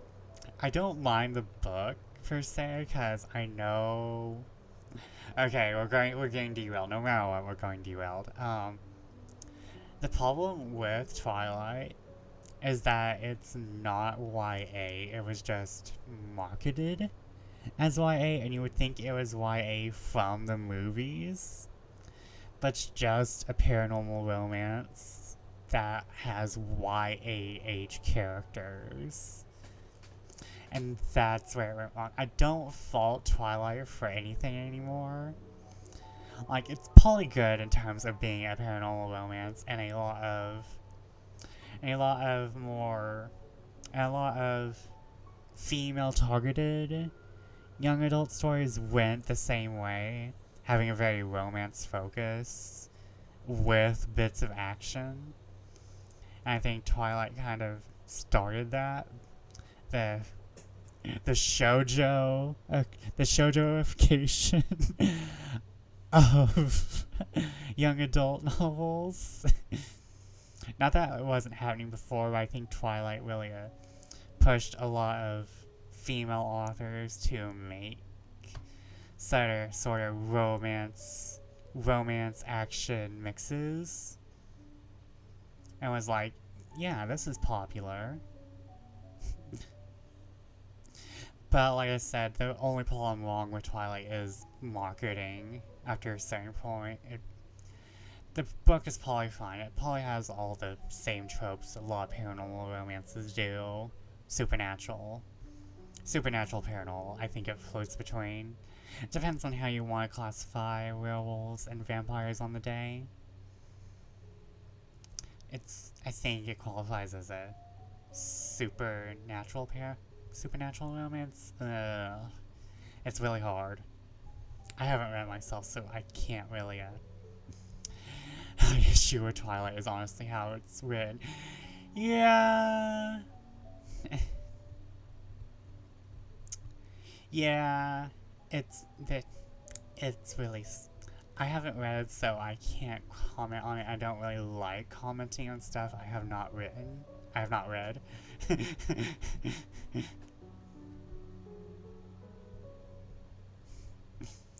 Especially with the character Rosaline, I think. I heard that isn't Rosaline oh my god, Bella's kid? Yeah, that's an issue. That's a whole issue. That's a whole issue with romance tropes in general, I think, because I know Bella's kid gets like I don't want to say marked by Jacob, but he becomes like her forever guardian and her future one true love or whatever. And that's a very painful thing to think about. Like, here's the thing, like, that is a trope, that is a thing that is very prevalent in romances with immortal beings. It just comes off more gross if it happens when the character is born and oh no, I'm definitely hitting the upper marks tonight. It's just definitely more gross and more illegal when the character is a baby. The character is a baby when that happens. It's like, oh yes, I'm going to fall in love with this baby right here. Like, please stop.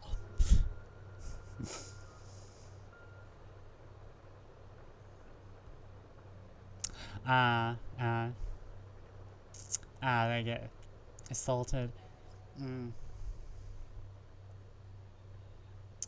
Like I said, I haven't read it yet. I just remember Bella's child getting a werewolf betrothed as a baby.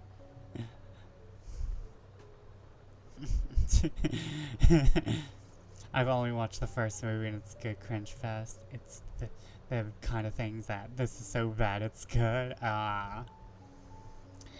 Well, I'm not gonna say I don't mind the assaulted being turned into a villain, because that's kind of the deal with Yotsuyu. Though, with Yotsuyu, you don't personally see it. And I very, very, very much relate to Yotsuyu. Very painfully so. Not in like terms of I have the same trauma, but in terms of I'm dealing with it in a similar manner, or I dealt with it in a similar manner. And I can see how that is definitely an issue. Okay. Well, if I remember correctly, she was a Mormon. And Mormons, oh,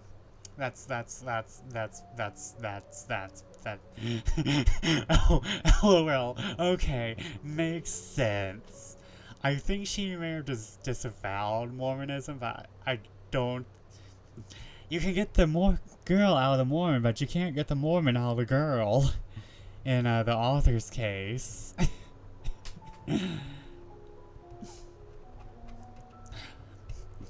I think she's right for a certain kind of woman. No, but I've been meaning to. Oh my god, I've been so, I was like so, we've been so, I've been meaning to actually have it on my to-read list. Maybe we can have a watch together of the new Netflix series. We will get the old static together. No, it's okay, I love talking about. Yes, I think there's a new series. No, there's a new Netflix series. I'm not sure if it's actually out yet or if it's planning to come out. But it's more openly gay. The Netflix series more openly gay. Like 100% more gay. They tripled the gay.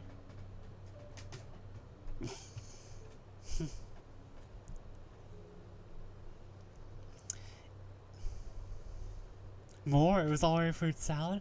I know.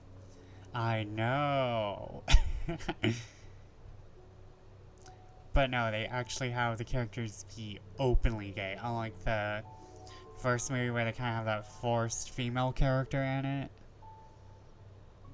Like the forced female love interest, I think. If, instead of this remark, my father had taken the pains to explain to me the principles of Agrippa had been entirely exploded, and that a modern system of science had been introduced which possessed such greater powers than the ancient, because the powers of the latter were chimerical, while those of the former were real and practical. Under such circumstances, I should have certainly thrown Agrippa aside, and have contented my imagination, warmed as it was, by returning to the greater ardor of my former studies. It is even possible that the train of my ideas would have never received the fatal impulse that led to my ruin. But the cursory glance my father had taken of my volume by no means assured me he was acquainted with its contents, and I continued to read with the greatest avidity. Oh no, this all happened because of a spite read. This boy, this Victor, read a book out of spite, and it changed his life. Y'all ever have that one piece of media that just traumatizes you till the end of time? This book was that for him. This work by Cornelius Agrippa is the trauma read.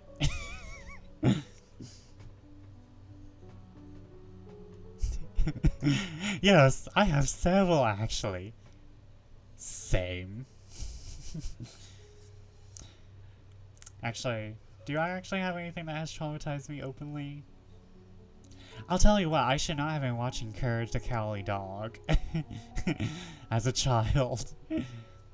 How did that get past Cartoon Network people who was like, hey, I'm going to make Courage the Cowardly Dog a cartoon?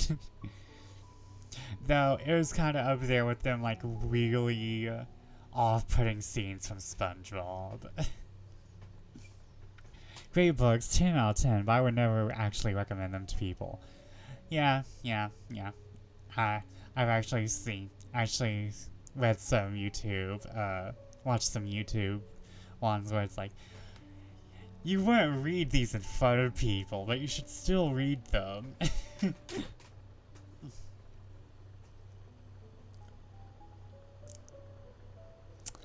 When I returned home, my first care was to procure the whole works of this author, and afterwards a Parcellus and Albertus Magnus. I read and studied the wild fancies of these writers with delight. They appeared to me treasures known to few besides myself. I describe myself as having been imbued with a fervent longing to penetrate the secrets of nature. In spite of the intense labor and wonderful discoveries of modern philosophers, always came from my studies discontented and unsatisfied. Sir Isaac Newton is said to have avowed that he felt like a child picking up shells beside the great and unexplored ocean of the truth. Those of his successors in each branch of natural philosophy with whom I was acquainted appeared even to my boy's apprehension as tyros engaged in the same pursuit. The untaught peasant beheld the elements around him and was acquainted with their practical uses. The most learned philosopher knew little more. He had partially unveiled the face of nature, but her immortal lineaments were still a wonder and a mystery. He might dissect, anatomize, and give names, but not speak of a final cause. Causes in their secondary and tertiary grades were utterly unknown to him. Had gazed upon the fortifications and impediments that seemed to keep human beings from entering the citadel of nature, and rashly and ignorantly I had repined. But here were books, and here were men who had penetrated deeper and knew more.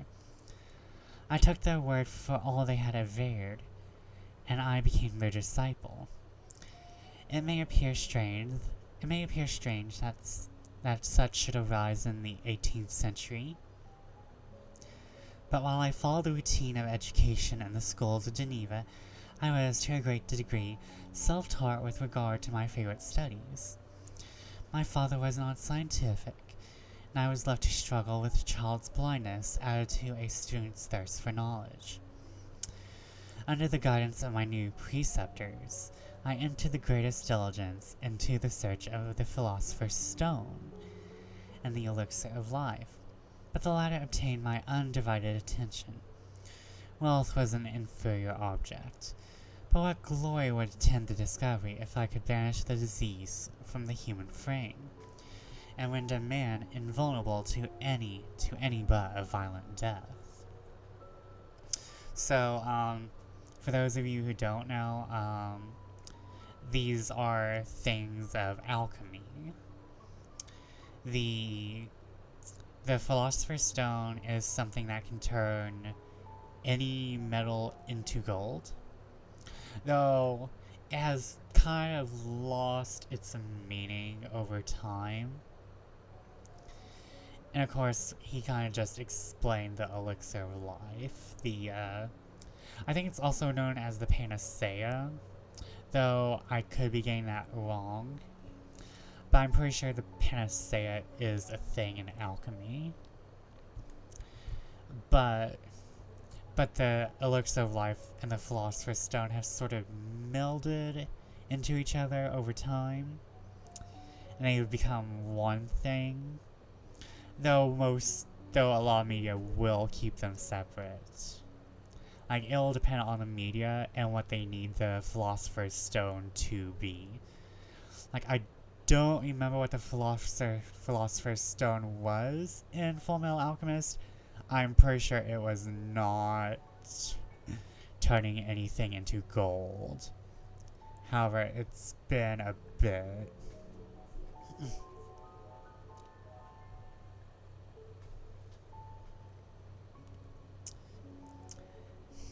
Nor were these my only visions. The raising of ghosts or devils was a promise liberally accorded to my favorite authors, the fulfillment of which I most eagerly sought. And if my incantations were always unsuccessful, I attributed the failure rather to my own inexperience and mistake than to the want of a skill or fidelity in my instructors. And thus for a time I was occupied by exploded systems mingling like an unadept 1,000 contradictory theories, and floundering desperately in a very slough of multifarious knowledge guided by an ardent imagination and childish reasoning, till an accident again changed the current of my ideas.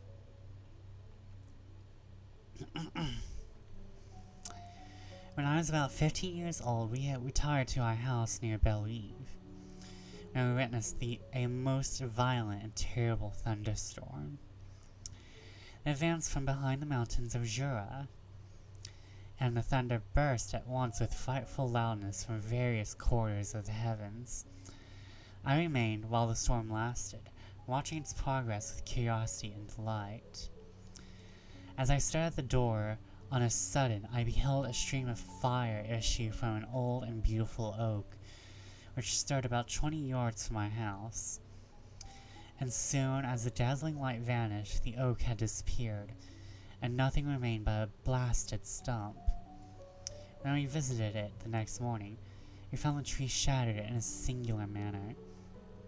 It was not splintered by the shock, but entirely reduced to thin ribbons of wood. I never beheld anything so utterly destroyed. Before this, I was not acquainted with the more obvious laws of electricity. On this occasion, a man of great research in natural philosophy was with us, and, excited by this catastrophe, he entered the explanation of a theory he had formed on the subject of electricity and galvanism, which was at once new and astonishing to me. All that he said threw greatly into the shade of great Cornelius Agrippa, Albertus Magnus, and Paracelsus, the lords of my imagination. But by some fatality, the overthrow of these men disinclined me to pursue my accustomed studies. It seemed to me as if nothing would or could ever be known.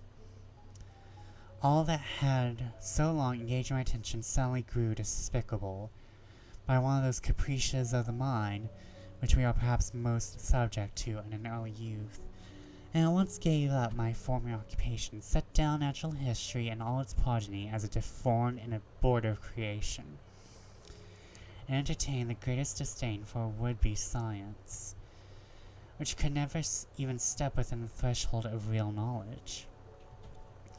In this mood of mind, I betook myself to the mathematics, and the branches of study appertaining to that science, as being built upon secure foundations and so worthy of my consideration. Thus strangely our souls are constructed, and by such ligaments we are bound.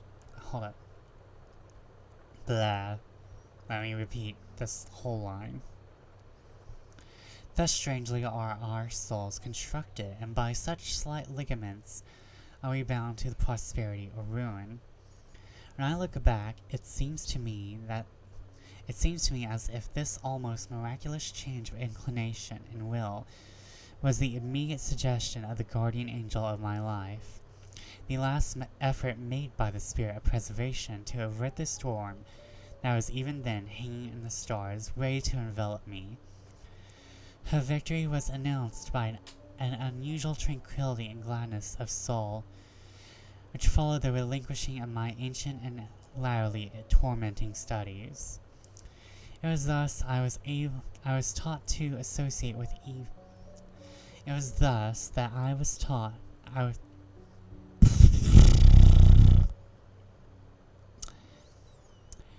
It was thus that I was to be taught to associate evil with their prosecution, happiness with their disregard. It was a strong effort of the spirit of good, but was ineffectual.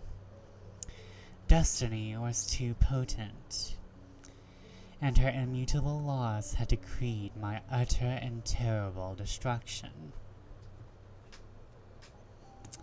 Alright. Normally, I would go for longer.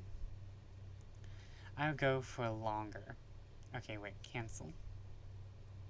I would go for longer, but hold up. I gotta slip back into something comfortable. I'm slipping into something comfortable. Oh god, I'm huge. I'm huge! But, thank you all for joining me. You know what? This size is fine. This is fine. Thank you all for joining me. I had fun talking to everyone. I would like to thank Ollie. Hold up. I know that some of y'all are here from Ollie, but shout out.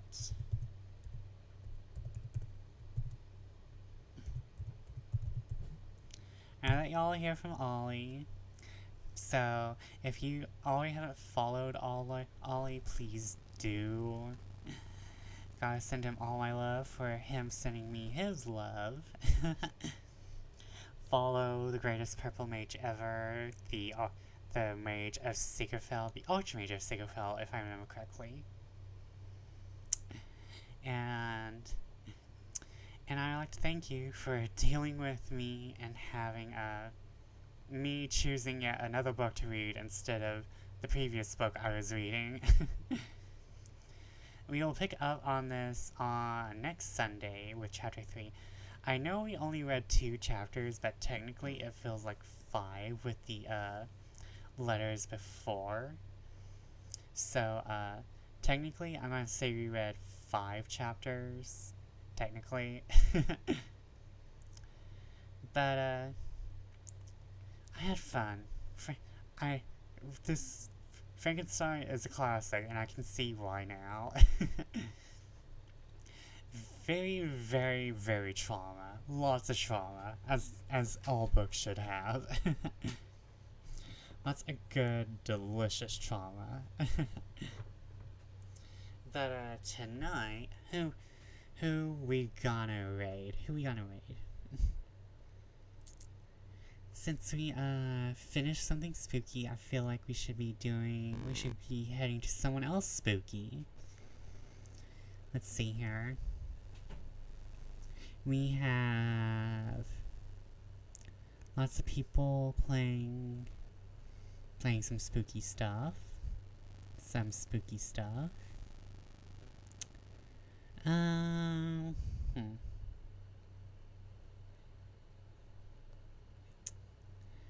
We will... Oh. I haven't gotten to raid this person yet. I just followed them.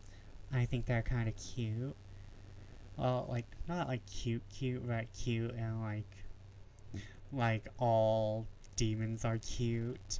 He's very friend-shaped, I'll say that. He's very friend-shaped. He's not playing anything. Well, no, Earthbound is sort of spooky. Yeah, I mean, if it inspired Undertale, it has to be a little spooky. But we are rating Frumps, a cute Baphomet goat VTuber. I would like to thank you all for joining me tonight. I hope your time was good, and I hope I changed your fate. May the secret night have... I will get an outro down eventually. May the sacred night have comforted you. May my observatory have been a home for just a few moments.